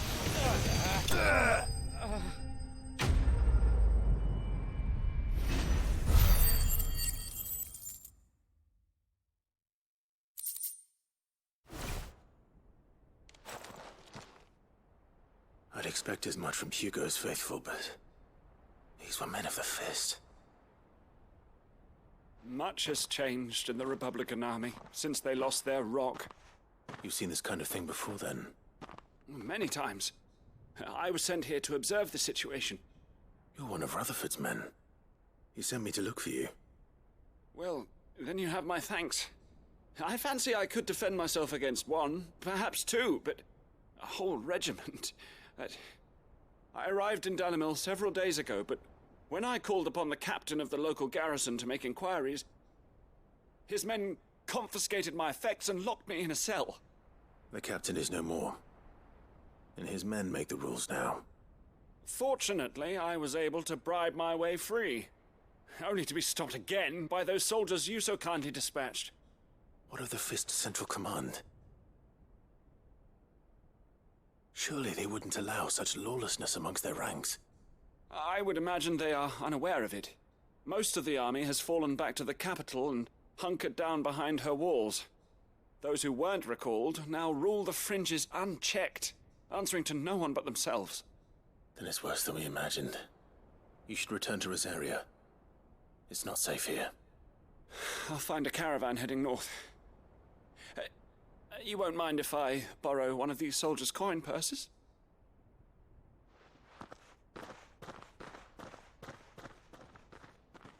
Not at all. Now, to find this second associate of Rutherford's. If he was bound for Oriflamme, I'll start at Northreach and see if I can pick up his trail.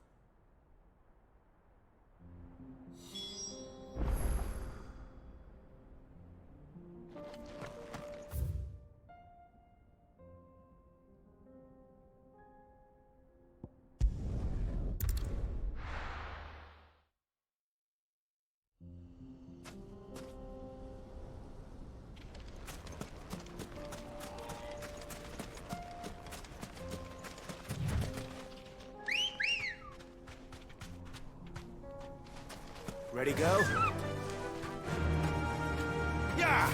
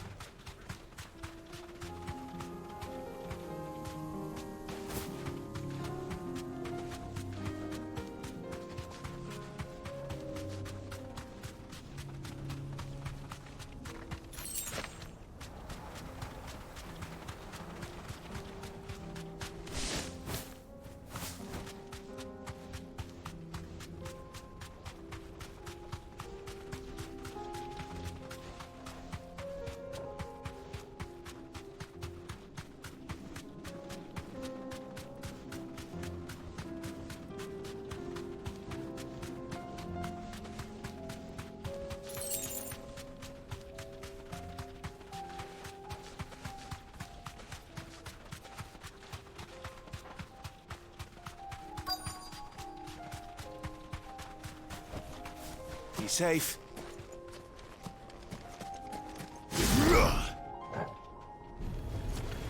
We've got company! Come on, lads, let's tear the bastard's head off!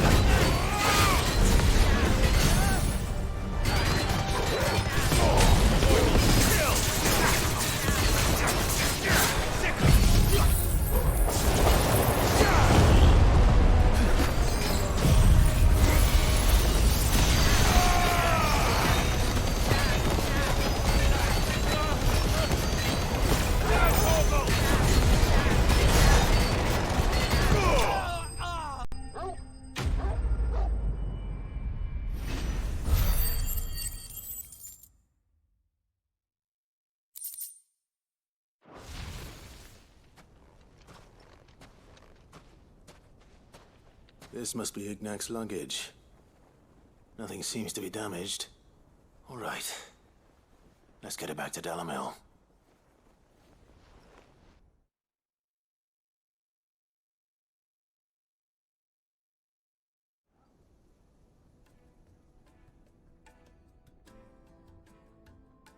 I hear I have you to thank for the return of my effects. What shall I call you, my good man? Wyvern. Glad to make your acquaintance. A formidable name indeed. Well, Wyvern, I appear to be in your debt. Redeem here tells me you wished for an audience. Is that all? A few moments of your time should suffice, yes. You're a peculiar fellow, Wyvern. All right, speak. Master Wyvern was wondering if you could tell him about a certain single-edged sword you recently acquired. Oh, a true work of art, that one. Karen drove me hard on the price, but I would have sold her Radim here to get my hands on that sword. It was made in the Outer Isles, far beyond the Twins, and is used exclusively by the practitioners of a unique school of swordsmanship. They believe no combat should ever exceed a single strike, and hone their blades to such perfection that none ever does. Each sword is made for that one perfect stroke, and for that stroke only. They crack upon a second blow. There's a brutal sort of beauty to it, really. But how do they hone such an edge? Fine question. Why, they use a whetstone, of course. Whetstones, rather. A whole array of them, ranging from the coarse to the fine. 10,000 licks with the sharpening stone, then 10,000 more. But it is the final stone which lends the blade its legendary sharpness. A mineral quite foreign to this great realm of ours. And that is the key. The secret ingredient. Wyvern, it occurs to me that my little lecture is hardly equal to services rendered. Take this, together with my regards. The very stone of which I spoke, far rarer among collectors than even the blade itself, and a far more fitting payment. Thank you. Pardon the intrusion, my lordship. However, it is long past time we prepared ourselves to depart. So it is. I am locked in bitter competition with a rival collector of curiosities. I am one step ahead of the unscrupulous scoundrel, but he is hard at my heels. Are there many other collectors out there? Too many to count, but only one do I consider my nemesis. Lord Byron Rosfield, and is a perennial thorn in my side. I can imagine. Farewell, Wyvern. May our paths cross again. Radim, we mustn't dawdle.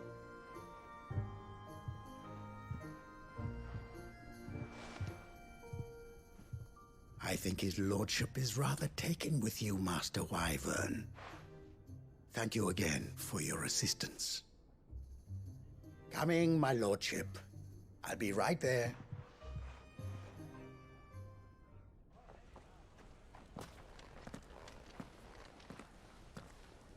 Trust Uncle Byron to find such an interesting rival. Now, let's see what Blackthorn makes of this whetstone, shall we?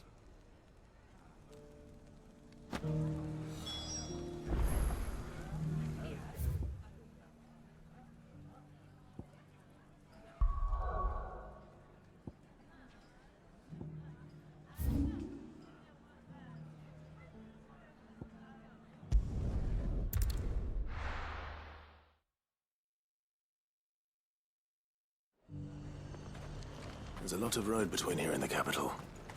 Rutherford's man could be anywhere.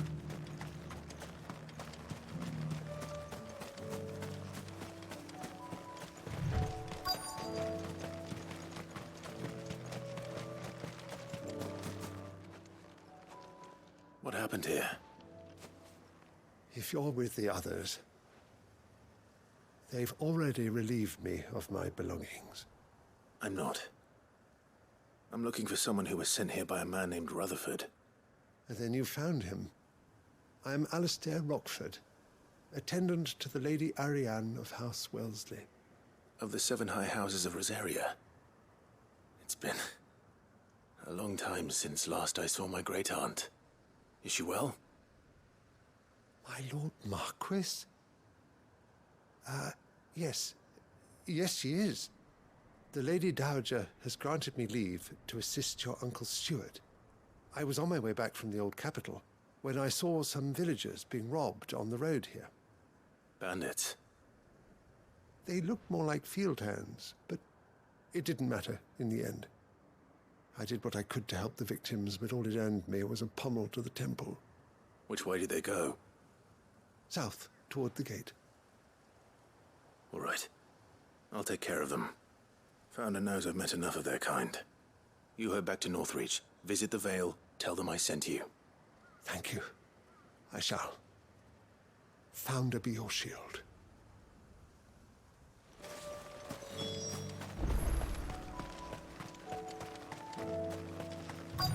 They just couldn't resist, could they?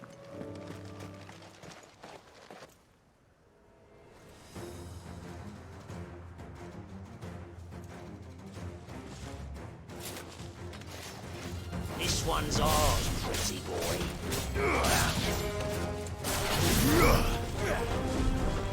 Nice try.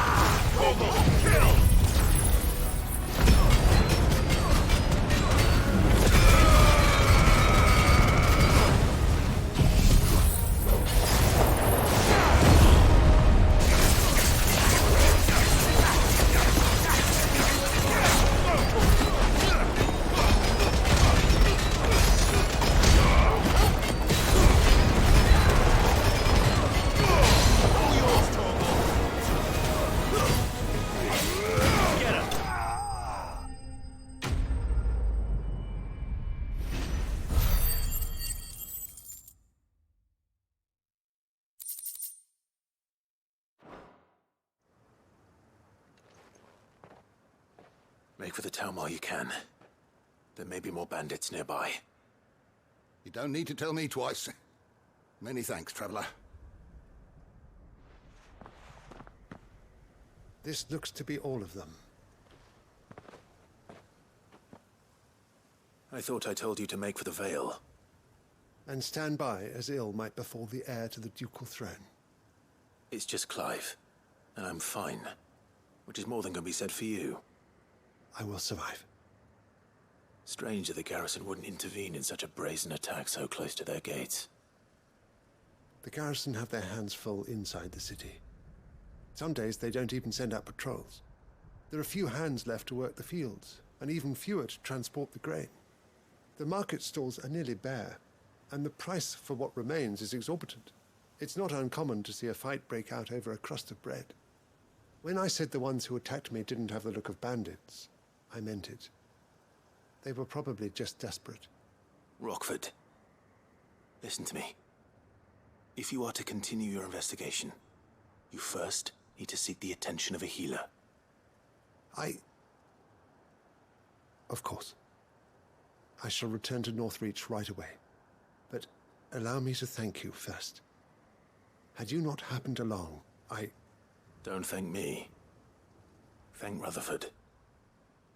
It was he who sent me. I suppose he'll be wondering where I've got to. I shall send a Bastolus as soon as I'm able. Good day.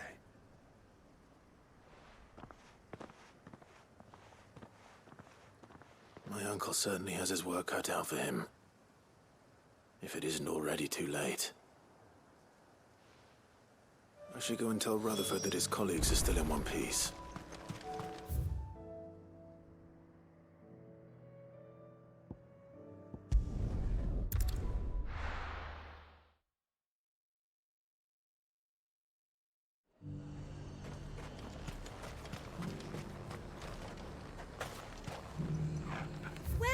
Welcome.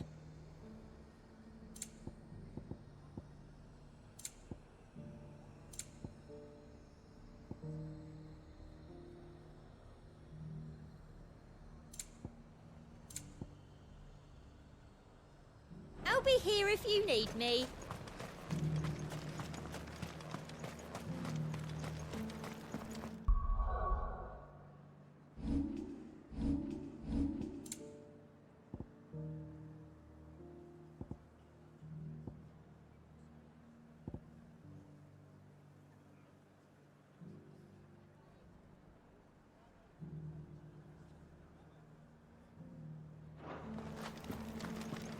There were ghosts at the gates not days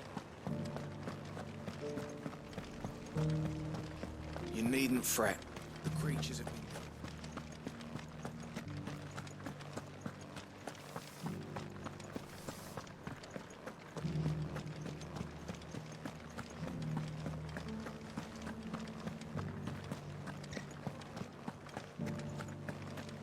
To the meadows, then.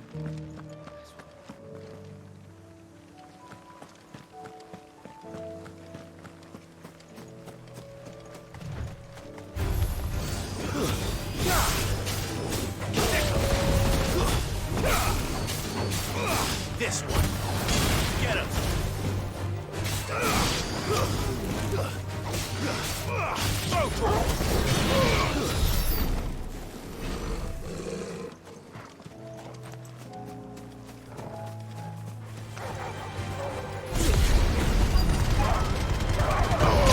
All yours, Torgal. This one. Sick.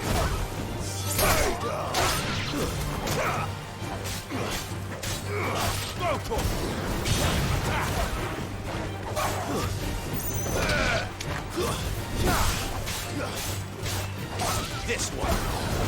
Over here.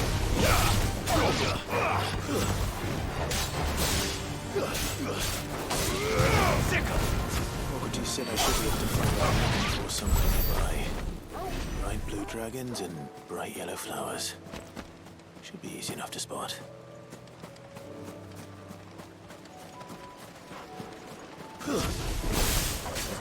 This must be our wyvern. All right. Let's get this over with.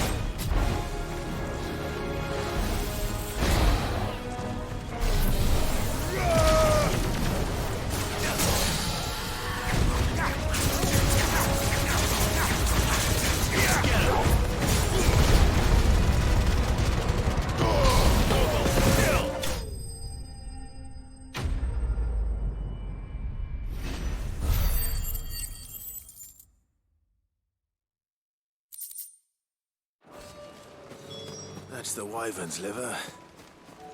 Now I just need to find the herbs. Bright yellow with a heady scent.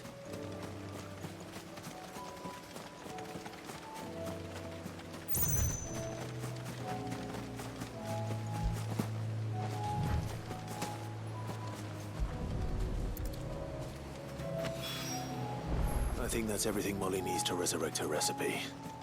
Better head back.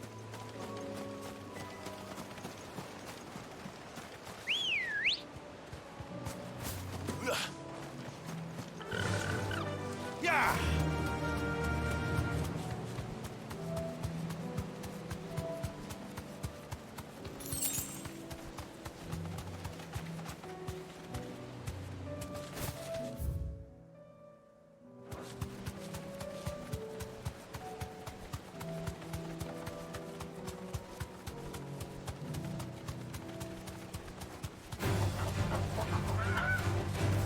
Thanks, Gal.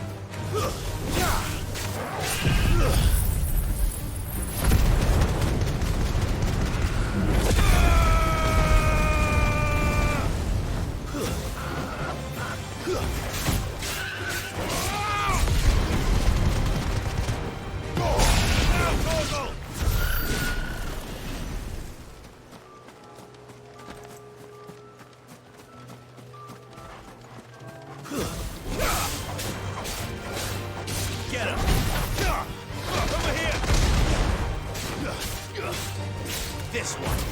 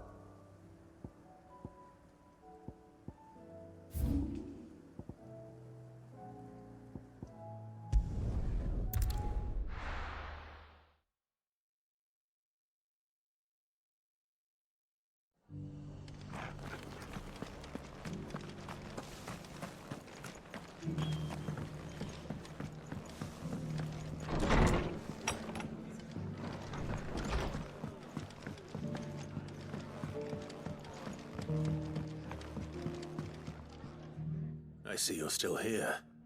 The Rest's location affords a constant flow of traders, and with it, a constant flow of information.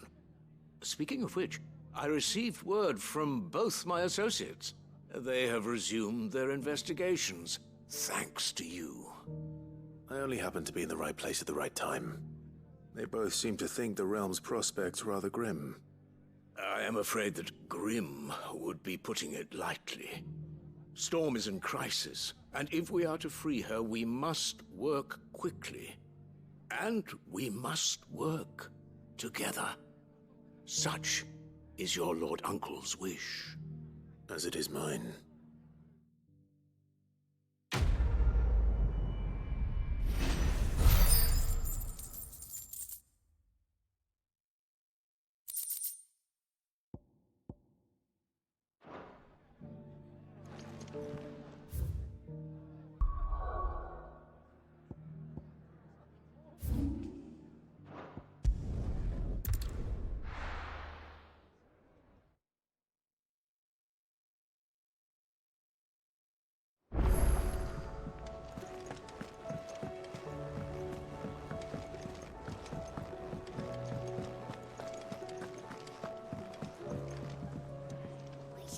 So, did you have that word with Tomes then? I did, and he was as helpful as ever. He told me exactly where to look, in fact.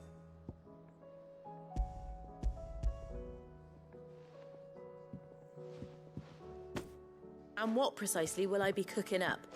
Or is it better not to know? Blueback wyvern liver. And, a herb known as Saint's Bonnet.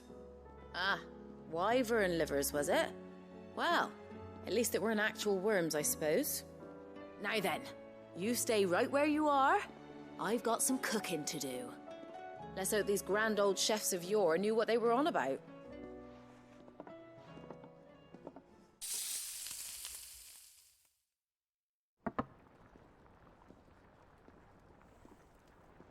And here we have it. Fried mortress of skyworm. Ivan's offered to make sure it's fit for consumption. Well, I say offered. He as good as begged. And rightly so. Is there any higher honor than partaking in a slice of culinary history?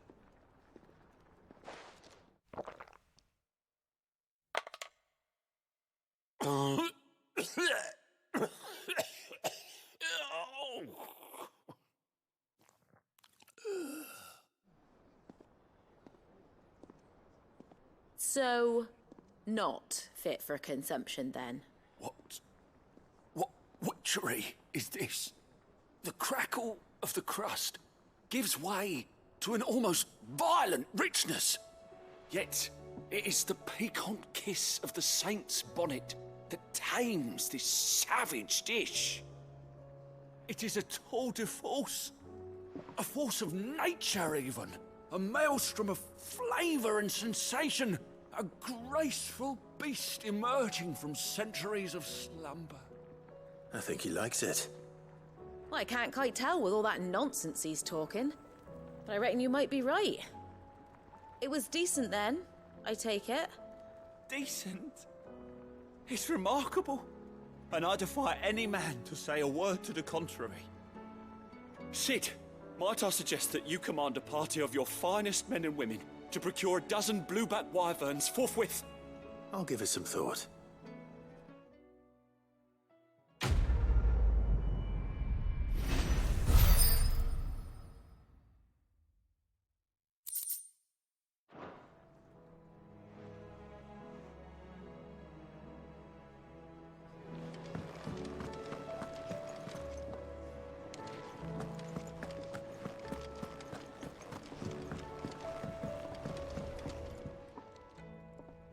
Sorry for the wait, but hopefully you'll agree it was worth it. You learned something about that sword then? I did better than that.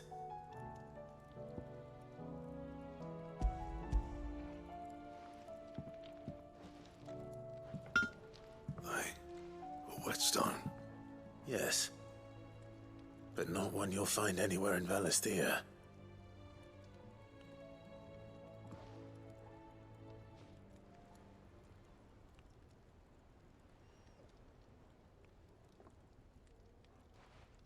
wonder I couldn't get the same finish on the grinding wheel. One hit and all done, eh? Might not be so bad if all you ever fought were duels. Good luck on the battlefield. Your second opponent would be your last, no matter how good you were. Even so, is there some way it could be used to give the curse breakers an edge? I think so, yeah. With this whetstone and the right kind of steel, I could probably even make a twin of the blade that rattled me. But there'd be no replacing this little rock once I worn it down to a sliver. I reckon we get a dozen swords from it, if that. Swords that the curse breakers wouldn't know how to wield properly, and that would see them through a single fire piece. Nah, no point trying to copy that thing. Be about as much use as a wax anvil. But finishing our blades with a whetstone this fine, now that's something to consider. And what's finer than fallen masonry, eh? Or more hard-wearing, for that matter. Just imagine it. Good Valisthian steel with an edge as sharp as any found in the Outer Isles. I won't make a copy, nah. I'll make something much better. I'm sure the curse breakers will be delighted. Just don't push yourself too hard. Don't you worry about me, Sunshine. I've been working day and night since I was half your age, and I'll still be here when you're long gone. Hey, thanks, Clive. I mean it. I owe you one, August too. It's good to know someone's looking out for me. You'll be happy to hear you said that. And I'll see that my debt to you's paid. First new blade I make's got your name on it. You come and find me when you've got the materials. All right. I will.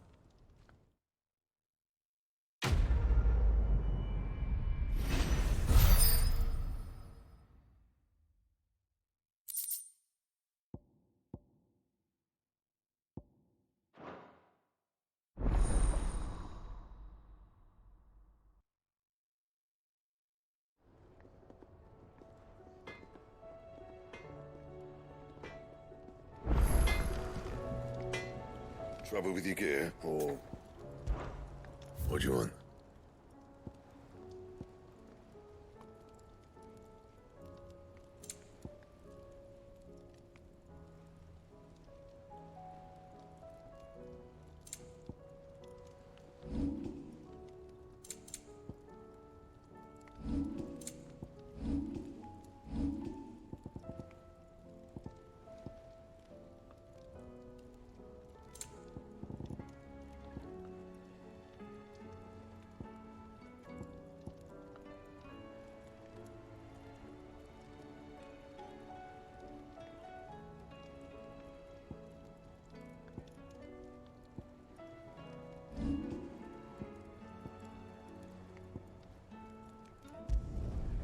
Not my best work, but it'll do.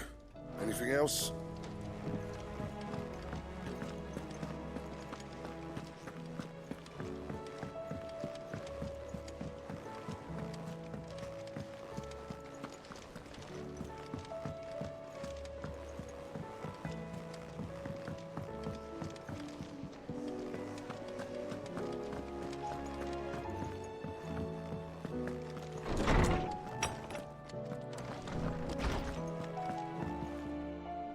Sid, perhaps you can help me solve a mystery.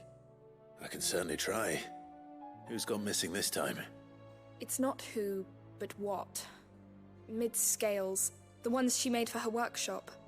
I borrowed them to teach the little ones about weight, and shortly after the lesson, well, they vanished. My first thought was that they'd taken them off somewhere to play, but when I asked, they swore they had nothing to do with their having disappeared. Which almost certainly means they had everything to do with it.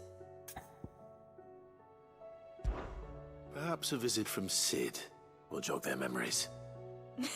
I think it just might. Thank you. I don't like to imagine that my pupils would lie to me. But if they have, I'll have no choice but to discipline them accordingly. They were in the atrium when I last saw them, as always.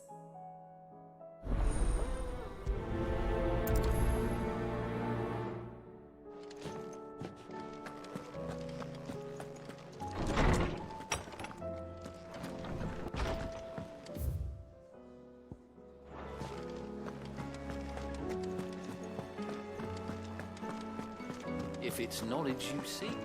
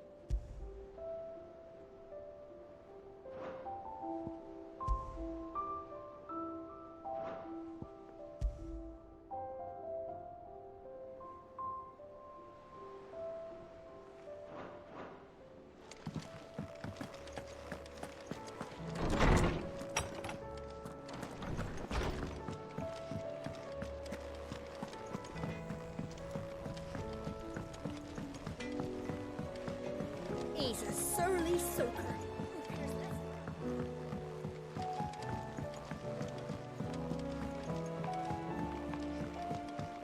Sid! Heard you were in Canberra fetching young Ned.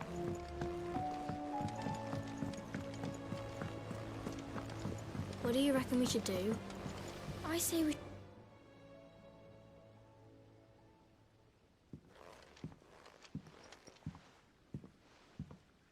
Sid! Hard at your studies, I see. And what is that? It's not a set of scales, is it? No. Of course it isn't. Well, not anymore, it's not. Oh! And just how long hasn't it been one? We're sorry. But we didn't break them. We dismembered them. Just like Miss Mididol showed us. Miss Mididol? And why would she have you dismembering her creations? Because that's the only way to become a ninja-neer. Miss Mididol said, the best way to see how something worked is to take it apart and put it back together again. Well then, your work is already half done. Carry on. About that. The taking apart was easy enough, but it's the putting back we can't work out. Speak for yourself. The heavy thing goes at the bottom. Then...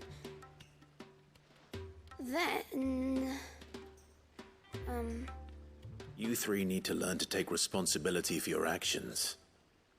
So let's have a look at these parts with fresh eyes, shall we?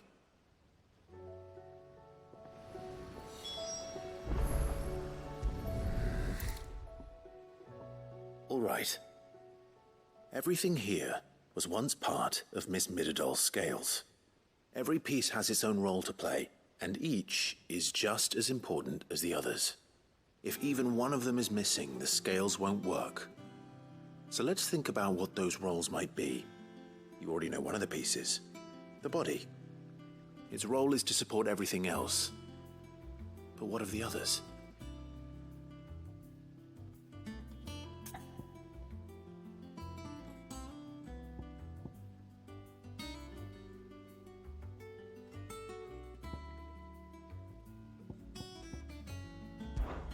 This is called the arm. Why do you suppose that is? It doesn't look much like an arm. You're right. It looks more like a wing. Like a chocobo wing! You've ridden a chocobo before, haven't you, Sid? Will you teach me to ride one day? I'll think about it. Now, what do arms do? Hold things. So wait, maybe this arm holds things too? Good thinking. You're on the right track.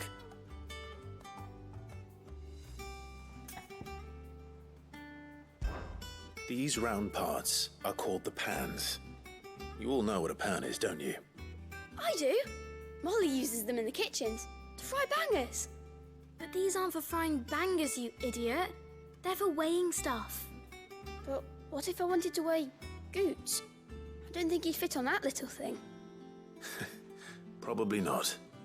What are the chains for? Holding the pans up? Well spotted. Which means something must hold the chains up in turn.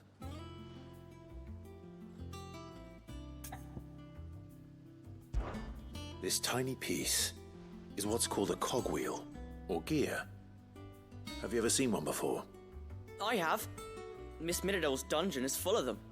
Most are on the floor. She puts them in all her inventions. They spin round and round and round and round and... That's right. They're very useful when you want to make things move. Do you remember if there was anything on the scales that moved? I remember the arm moved when I tried weighing an apple. And then somebody ate it. It's not my fault. You shouldn't have tried weighing it before lunch. We know what part's supposed to move and how it's supposed to move. So, let's put the pieces together first, see what doesn't move, and then stick the cogwheel to that. Not a bad idea. You see? It's not so difficult. So, now that we've taken stock of the parts and learned what they do, what do you think? I think we've got it. Then here's what we'll do. You tell me what goes where, and I'll put the scales together. Well, obviously you need to start with the body. All the other pieces fit onto it, don't they? And the arms go on the body, just like real arms. Or wings, if you're a chocobo. And then the arms hold the pans by the chains. Very good. Let's see if that works. There. All finished.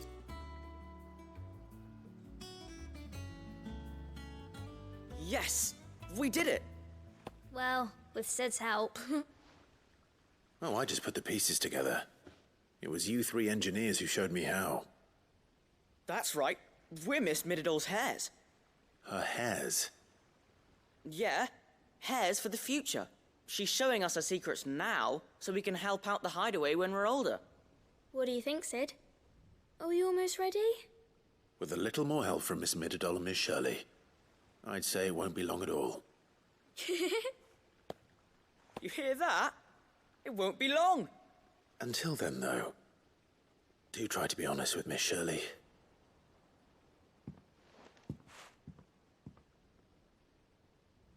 Hey, look! We never used the cogwheel. You don't think Sid forgot about it, do you?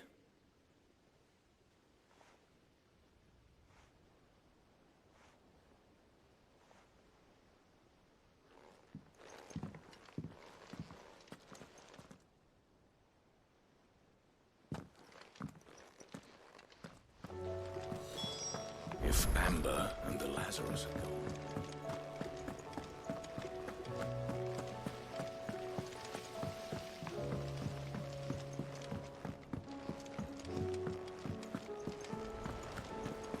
How are we supposed to do our duty when the hills are cruel?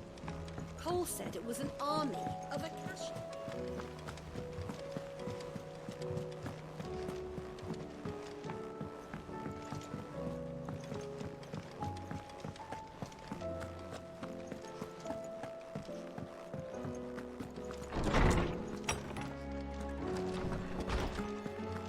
Let me help. Well, did you solve the mystery? It was as you thought. The children had the scales, or the parts of them at least. They dismantled them to see how they worked. Oh, no, Mid will have my head. Thankfully she won't. This might even have been her idea. Although I was the one who ended up teaching the lesson. I'm so sorry, Sid. I know how busy you are. I shall see that the children are properly punished. Please, there's no need. Mid seems to have taken the three of them under her wing. She's even calling them her heirs. She'd have them follow in her footsteps. And her father's. I see. Sid, do you know why Mid has been spending so much time at the hideaway of late? She told me it was because her studies have been interrupted by events in Canva. Is that not true? No, it isn't. The university offered her a commission. In exchange for full tuition, room and board, they asked her to oversee the design of several new war engines. To anyone else it would be an opportunity, but to Mid, who lost both her parents to war, it was a bitter pill. One she was none too keen to swallow. But that should come as no surprise. She's only ever cared about bringing people hope. The very last thing war can be said to do. Which explains her heirs. She's working to give them a better life. And so should I. What's the odd engineering lesson? Oh, you've given them far more than that. And I'm sure they're very grateful.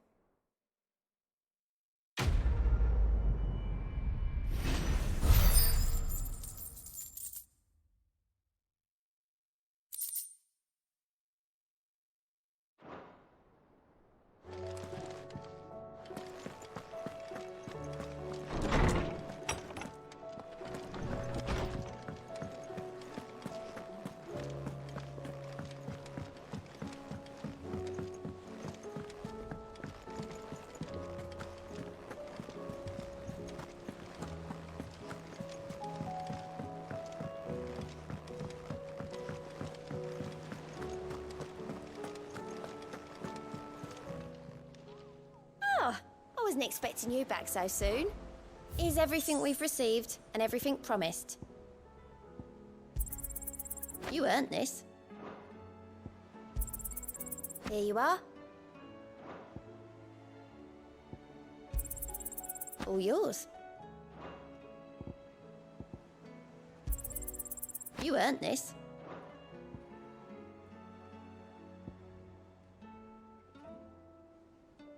Come again. I may have more for you.